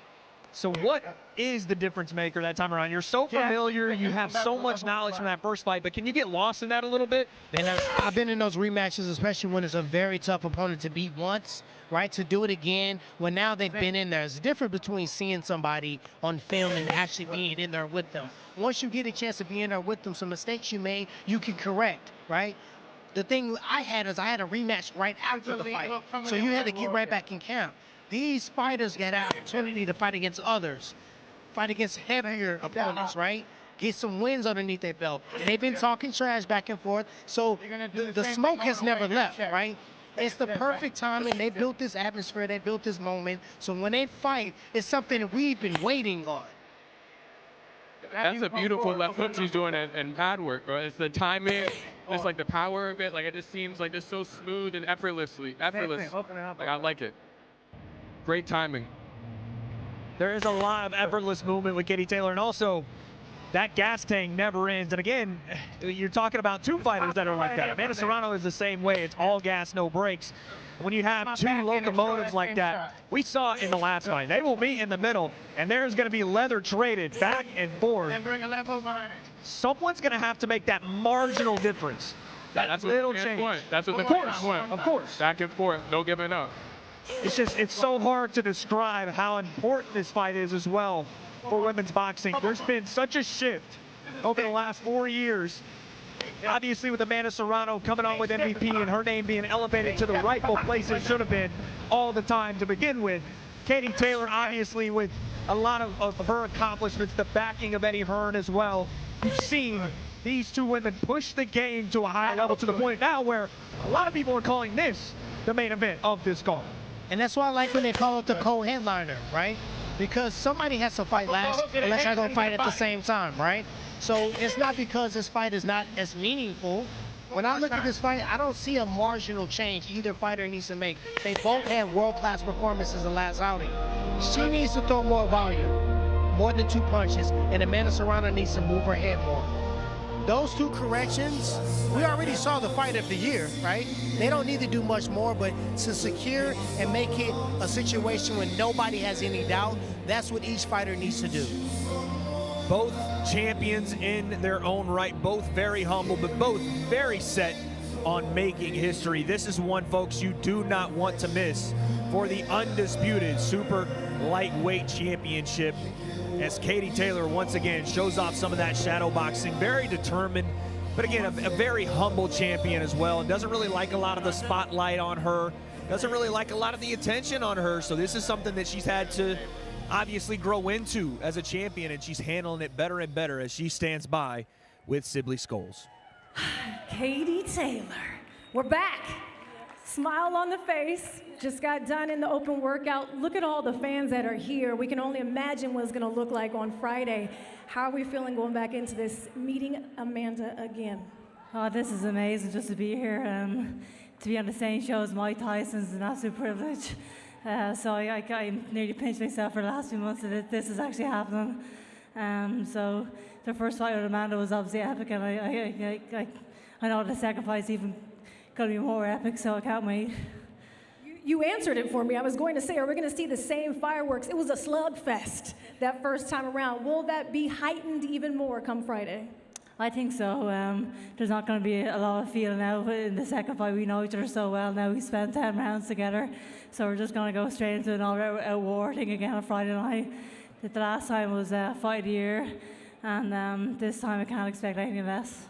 You mentioned Mike Tyson, obviously the main event, Jake Paul taking on Mike Tyson. I went online, a lot of folks and a lot of fans were saying that maybe you and Amanda should have been that top fight. What do you think when you see people say things like that you should have been that main card? Well, I'm not complaining, honestly, that I'm on the other card of Mike Tyson, but I think myself and Amanda could have sold it any arena, but I think we're both feeling very, very blessed and grateful that we're on this same card, and we're just going to put out an amazing show. This is an amazing moment for women's boxing. The last fight was such a monumental moment for the sport, and this Friday is going to be the same. It's going to be huge history making again. Oh, absolutely. All eyes will be on your fight. Is there anything you want to say to your fans right now? Just thank you so much for all the support throughout the whole years as an amateur boxer, as a pro. I'm so grateful, and Friday night we're going to do it again. Thank you. Give it up for Katie Taylor. Coming up, Amanda Serrano is coming into the ring. Let's go to Dasha.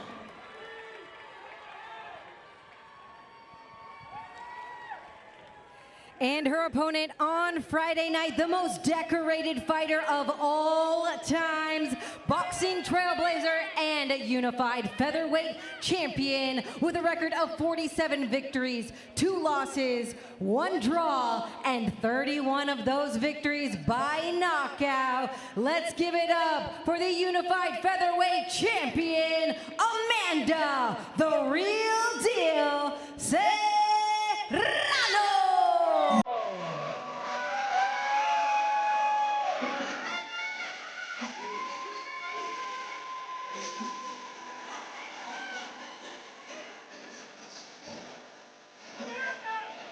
And there she is, Amanda, the real deal Serrano. And I'll tell you, since the day I saw Amanda Serrano not only step into the ring, the first fight I'd watched, she was superstar from the very get-go.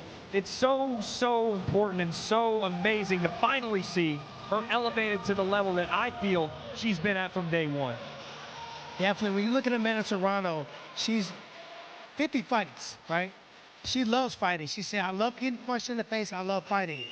But you can't deny that her and MVP with Nikisa and Jake was a match made in heaven. She's going to do the work. She's going to give the performance, but they've shared the platform. They brought her along with the moments. They gave her the exposure. And when she got in that position, she did what she needed to do to keep you guys, right? She fights with heart. That's why she won ours, right? She goes out there every time trying to win to the very last minute. And I feel like you don't see that often in combat sports. No.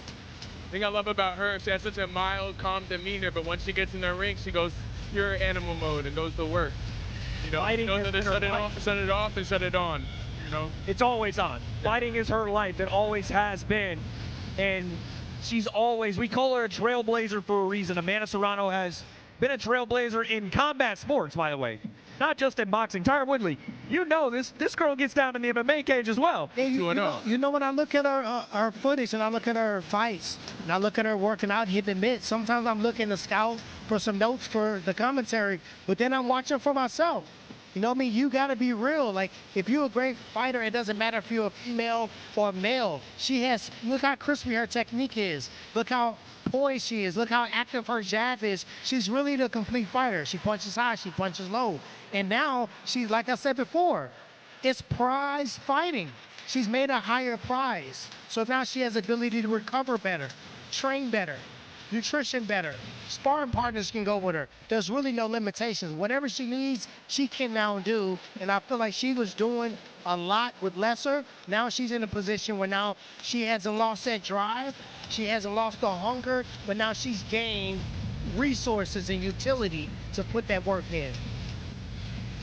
From just seeing her footwork, seeing her shadow box, bro, it's just like, it shows you that she's ready for whatever. She's ready for war, and that she's going to throw punches in volume, and she's going to try to take her out.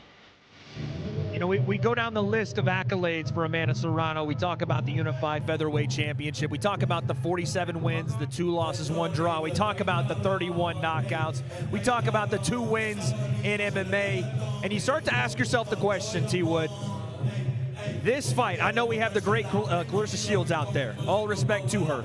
The winner of this fight, do they go down as the greatest women's boxer of all time? I mean, I would say that, but she don't look like she's slowing down. Her record shows me almost 50 fights. Actually, 50 fights, right? She has 50 fights, but she's still loving it. She still's getting better at it. So I don't know if we're even in position where we need to proclaim who's the best fighter. She's in the top 3 right now. Her and Katie and Clarissa Shields are the top 3. So how she continues to stay focused until she closes that door, that's going to dictate where she landed. I think Clarissa Shields is the greatest women boxer of all time, but like you have to look at it like this, right?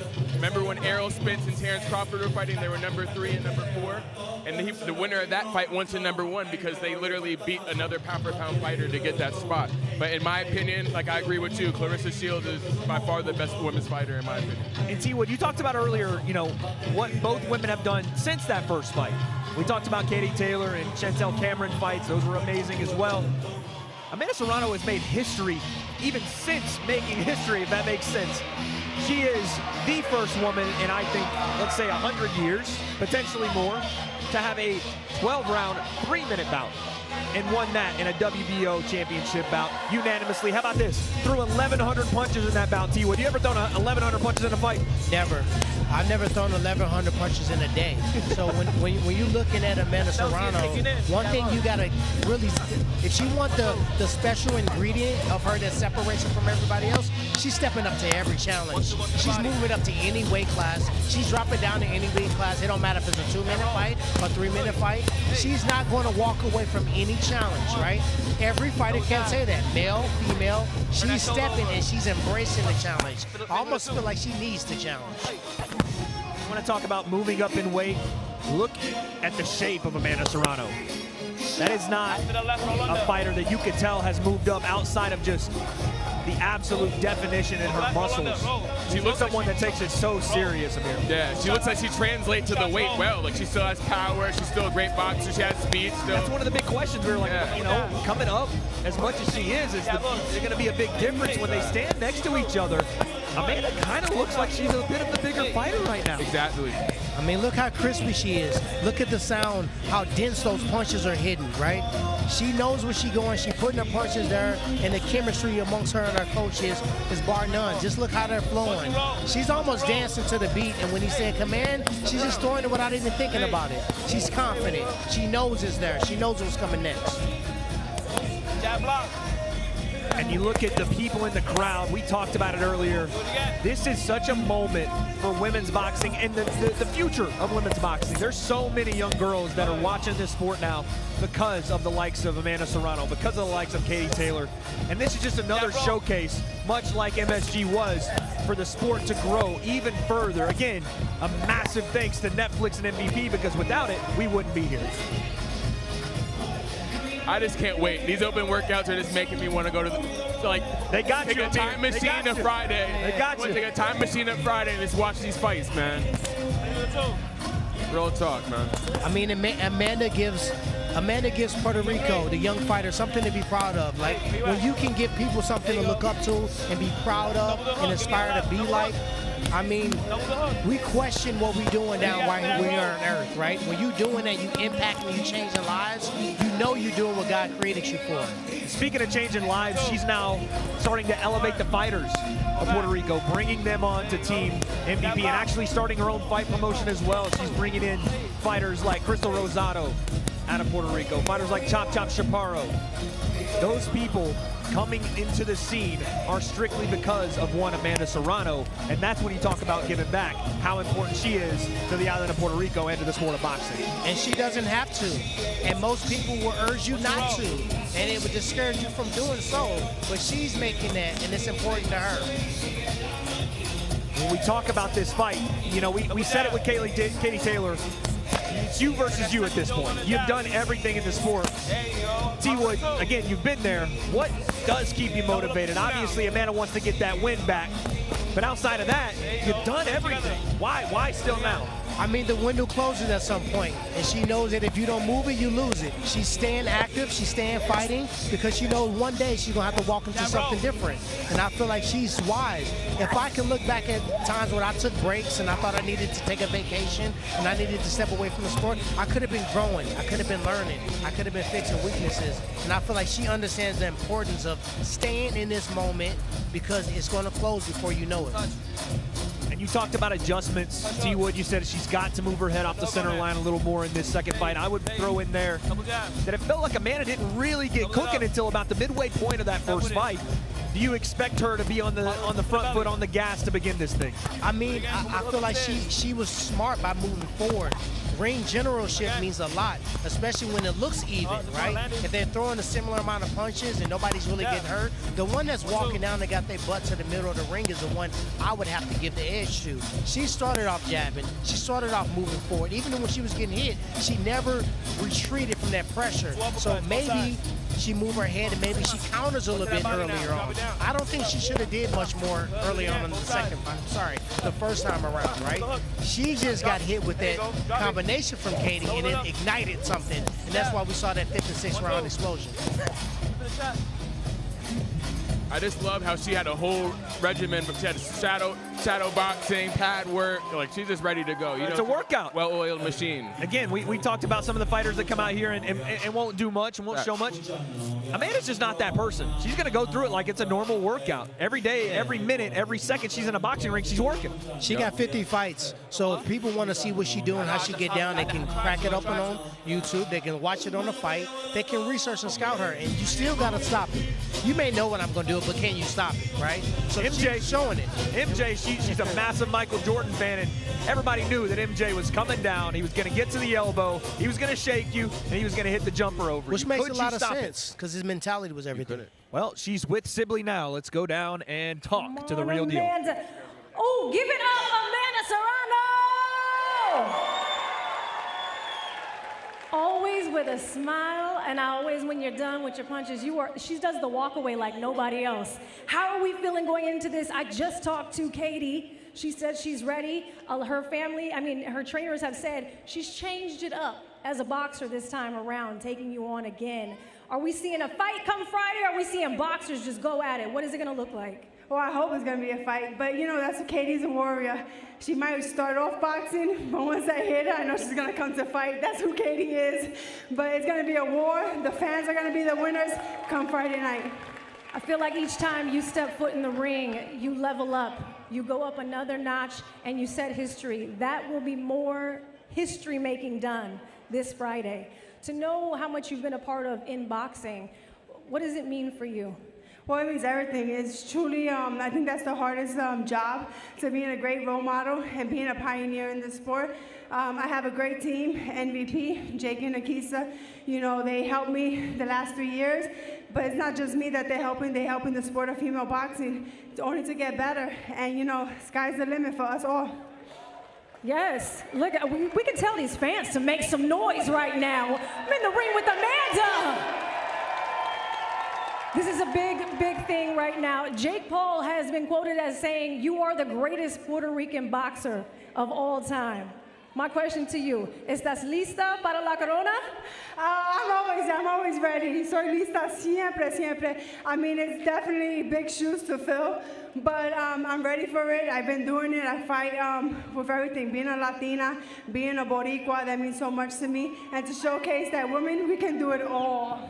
So many new eyes to boxing will be watching on Friday. Is there anything you want to say to those people tuning in who've never seen a match before, never seen women's boxing before, and know it's going down on Friday? Anything you want to say to them? Well, you guys are in for a treat. You picking the best card to watch, and you guys are gonna witness greatness come Friday night. Greatness is in the building. Amanda Serrano, Texas, get on your feet right now. We're taking it back to Wade. And up next, we got Jake Paul. That is right. Next up, we have the problem child, El Gallo, Jake Paul. And El Gallo is the perfect nickname for the man. He's got the rooster on the head, T-Wood. What's going on? And you know, I think Jake has to have a bet going on. He has to have something gaggy going on to take his mind away from the opponent. I'll wait until he walks up in there and get Vaseline on his eyes. He has something going on. I think that's a good distraction. When he does, he is El Gallo, Jake Paul. Amir, I'm seeing you look a little too close, man. I don't know what's going on. You eyeing him down. I don't want you to go out there, brother. Not at all. I'm calling the fights. He's a great fighter for what he's doing. Like, you know what I mean? I'm just observing, just like both of you, what he's going to do. Well, T-Wood. I love what he's doing for boxing and bringing new eyes to it, you know? T-Wood, you know I had to come to you. I think that they said you had some sort of familiarity with Jake. I don't know if you maybe had talked to him or had a fight or something happened, right?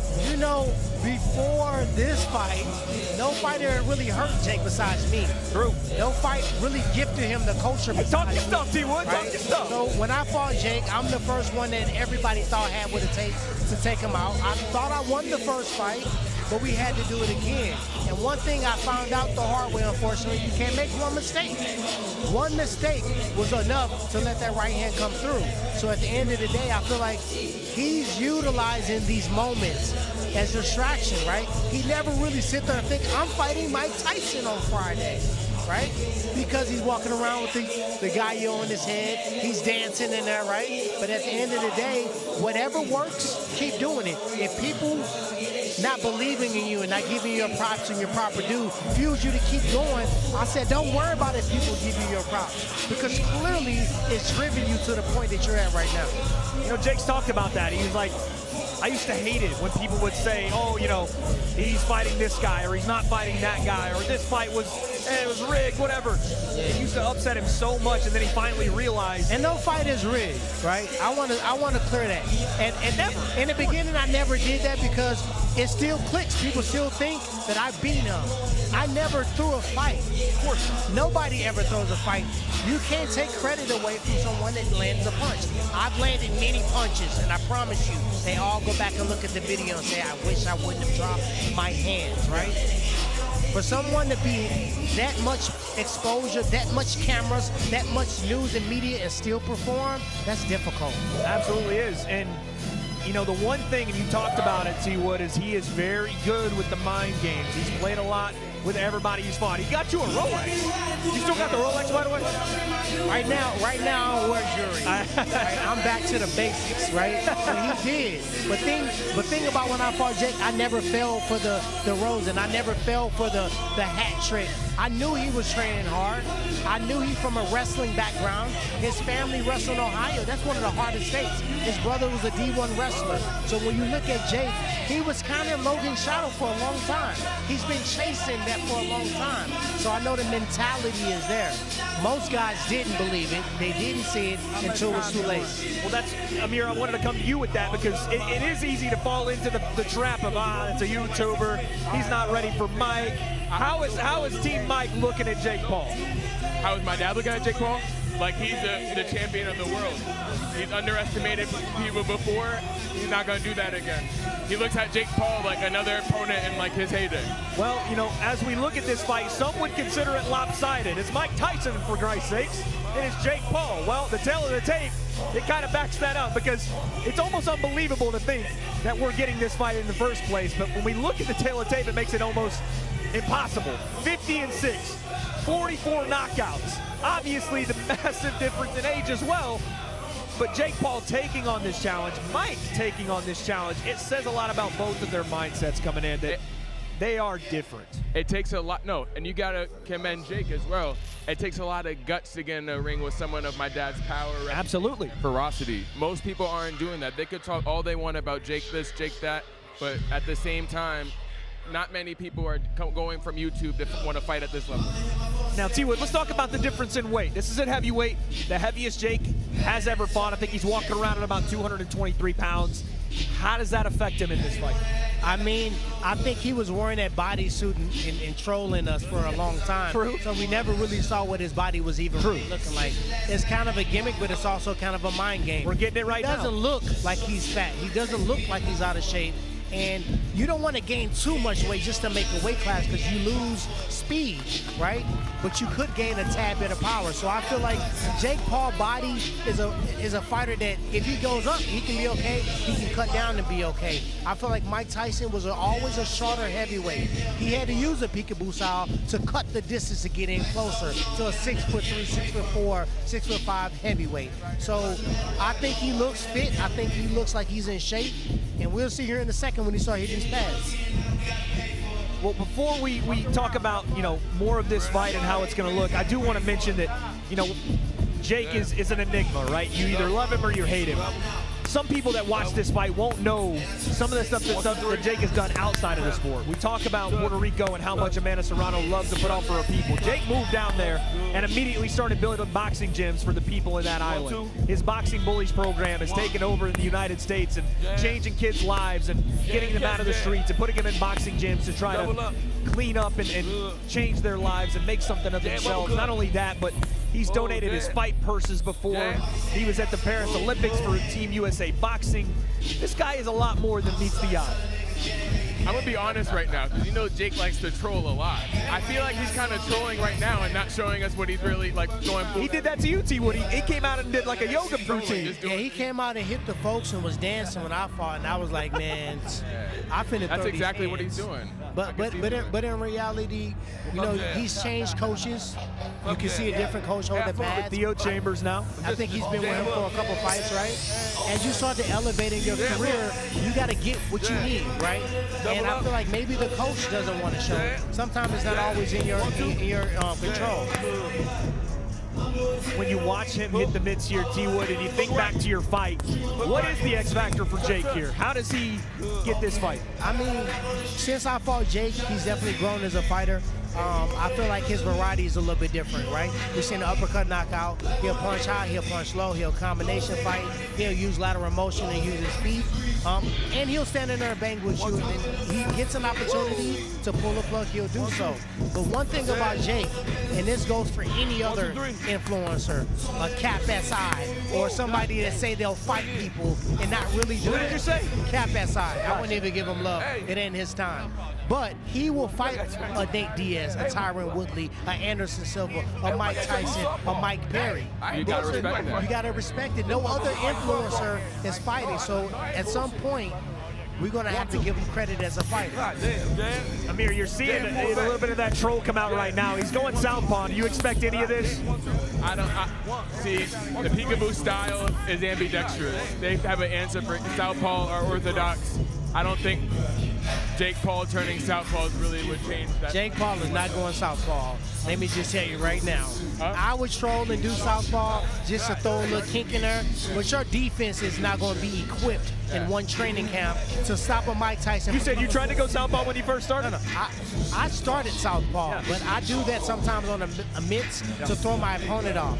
If he goes southpaw, I promise you his defense on that side is not the same as orthodox. You're going to see some power here from Jake. Tell me what you think of this, Tyron.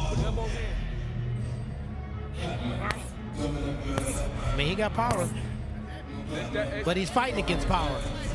It's definitely power, but the thing that Jake will have, he has youth, right? But power, he's not going to be the more powerful person in the ring that night. It's just being real, he doesn't hit as hard as Tyson. And is that a good game plan to try to go power for power with Mike Tyson? Is that something where pride comes in, you know, where you want to, Mike Tyson was one of the most feared punchers ever. Yeah. You want to go in and try to prove something here.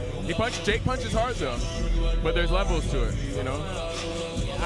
Jake has talked time and time again, Tyron, about outboxing Mike. I'm going to outbox him. I'm going to give him a boxing lesson. Again, it's so hard sometimes to know where Jake is coming from.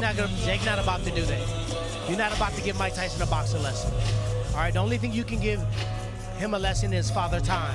That's one thing we can't stop. And a lot of people hate when I say the fight is an even fight. It's only a sanctioned fight because of the age. Outside of that, we would have never seen this fight. You asked me, and that's your father, and I told you that straight up. I told you that I don't know how it's going to happen. It depends on how each one of these guys fight. But to me, it is an even fight. MMA fans don't like when I said, boxing fans think I'm crazy, but I do believe it's an even fight because Jake will fight Mike Tyson. He will try to go towards Mike Tyson, and he's crazy enough to think he can win. Absolutely. Fight. Yeah, that would be crazy. That's that mentality that you got to have to get the job done. Jake has operated at a high level of successful delusion. It's got him to this point, and he's with Sibley talking about where it's going to lead him next. All right, this is when you need to get on your feet, people. Jake Paul! You always put on a show. You always do something different every time you step foot in this ring, even when it's not fight night, even for the open workouts. How are we feeling? You've had a grueling camp, learning so much about yourself, I'm sure, and owning it and having fun with it. What are the thoughts right now going into Friday? I'm just blessed to be here. So grateful for all the fans that show up. And Dallas is going to be an amazing night on Friday, and I'm just happy God is with me this week. And I'm just having fun doing my thing. I feel really good, sharp, powerful, explosive, and it's going to be a short night for Mike. Okay, speaking on Mike, we just talked to him, and I know he said he's had more amateur fights than you've had pro fights, so it's going to be an easy evening for him on Friday. What are your thoughts on that one? It's not about how long you've been doing something, it's about how good you do it. And on Friday night, people are gonna see me outbox the person who's been doing it their whole life because of my team, everyone that's put in the work with me. Coach Third, Coach Jay Leon, Coach Larry, we're an unstoppable force. And Friday, my dreams come true and my career starts. You know, this is the start of an amazing journey. What I've done so far doesn't matter. Friday night, my career starts. When that career kicks off on Friday, the big question that people are asking, would Canelo be the next fight, finally? Would that happen? If he's not a fucking puta. There's the answer. Before you get out of here, you live in Puerto Rico, you represent. Amanda loves the representation. She has her representation. I know you've called her the greatest Puerto Rican boxer. Did you hear her response? I didn't hear what she said. She said she was ready. And I even asked her in Spanish, are you ready for the crown? She said she's been ready, she's ready to go. What has Puerto Rico, the people, your place, you being there, given you as a man, learning and growing in this sport and out of the ring as well? What has it given you? Man, a home to grow where people love me and have given me this amazing nickname El Gallo, which is why I got the rooster hair on tonight. And I just love the island, baby. Like, it's just such good people. We're all very similar, off-roading, drinking beers, going fast, and fucking people up in the ring. So I love Puerto Rico. Before we get out of here, you want to talk to the camera and say anything to the people? Say what? Anything to the folks. Hi, Mom. Hi, Mom. Wait, is Mom here tonight? Oh, she's right there. Hi, Mommy. You're excited? Yeah, she said she's very excited. And nervous. She doesn't like watching Mike Tyson throw punches because she's a little bit scared. But Mom, I promise you, I was built for this, destined for this. The gods got me, universe got me, and I, Jake Joseph Paul, will knock out Mike Tyson Friday, November 15th. It is written in the fucking history books. Everyone get on your feet, Jake Paul! Good luck on Friday! Dasha. All right, thank you all for joining us here at Open Workout. Now, Friday night, Jake Paul versus Mike Tyson, Katie Taylor versus Amanda Serrano, streaming live around the world for free on Netflix. Stay with us throughout Fight Week. The press conference begins tomorrow at 7 p.m. Eastern, 4 p.m. Pacific Standard Time from right here inside the Toyota Music Factory. Limited tickets are still available at SeatGeek.com. And if you haven't already, make sure to download the Netflix app and sign yourself up to watch the biggest event in boxing history of all times. Thank you guys so much for joining us. Make sure you get home safely, and good night. I'll tell you what, guys, he believes it. Jake Paul absolutely believes that he is going to knock out Mike Tyson and end the legend's career once and for all. Amir, a lot of us were looking at that interview and thinking a lot of things. Talk to me about what you heard. I mean, to be honest, Jake's a great fighter for the YouTube world, but he always fights guys that are smaller, not boxers. When he fought someone his size in Tommy Fury, he didn't knock him out. He lost a decision. So I can't really see him going up to heavyweight. He's going to lose agility, he'll lose speed, and he's not going to knock my dad out. That's just Talk to me, T. Wood. Man, I love Mike Tyson, but I'm going to just be real with you. This is an even fight, right? Who comes out and execute the game plan that makes the most sense to come out victorious will win. It could be Jake, it could be Mike. He does believe, right? And that's scary when somebody believes. But your father said a bar himself. He dropped the mic. He said, my family and my kids think I'm normal, but Friday night they would see that I'm special. That right there gave me chills. That right there was a bar. And again, you get these out of Mike Tyson because he believes it. That's what we love about this fight. Jake believes he's going to shock the world. Mike believes that he is still that man, the baddest man on the planet. It's such a massive fight, folks, you don't want to miss. And what about the rest of this open workout? We saw some really cool moments here. We saw the best women's fight in boxing's history getting ready for their rematch. We got to see Mario Barrios, the WBC welterweight champion, Shadasia Green fighting for the WBO championship. We got to see your boy, Carrington, leading it off. Give me one thought from the open workout that's going to leave with you guys outside of Jake and Mike. It's a great selection of fights. The world that doesn't watch boxing all the time, that's accessible to have Netflix, they're going to see great fights, and a lot of people around the world are going to fall in love with boxing, and it's going to bring more fans, and I just can't wait. I love that the fighters understand the moment. They understand that this platform is their time to shine. whether you had moments before like Mike Tyson or Jake Paul, every fighter that got on that microphone understood the assignment. This is time to let everybody know about me. This is my moment, and if everybody comes in with their energy, Friday night we're gonna be in for a treat.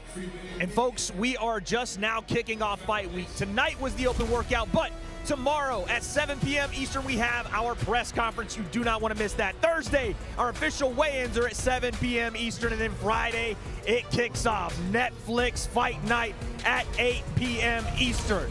Folks, it has been my pleasure. Tune in live to Netflix and Most Valuable Promotions, Paul versus Tyson and Taylor versus Serrano 2 this Friday, November 15th, live exclusively and globally on Netflix. For our in-person fans, limited tickets remain. Get them before they're gone at SeatGeek.com.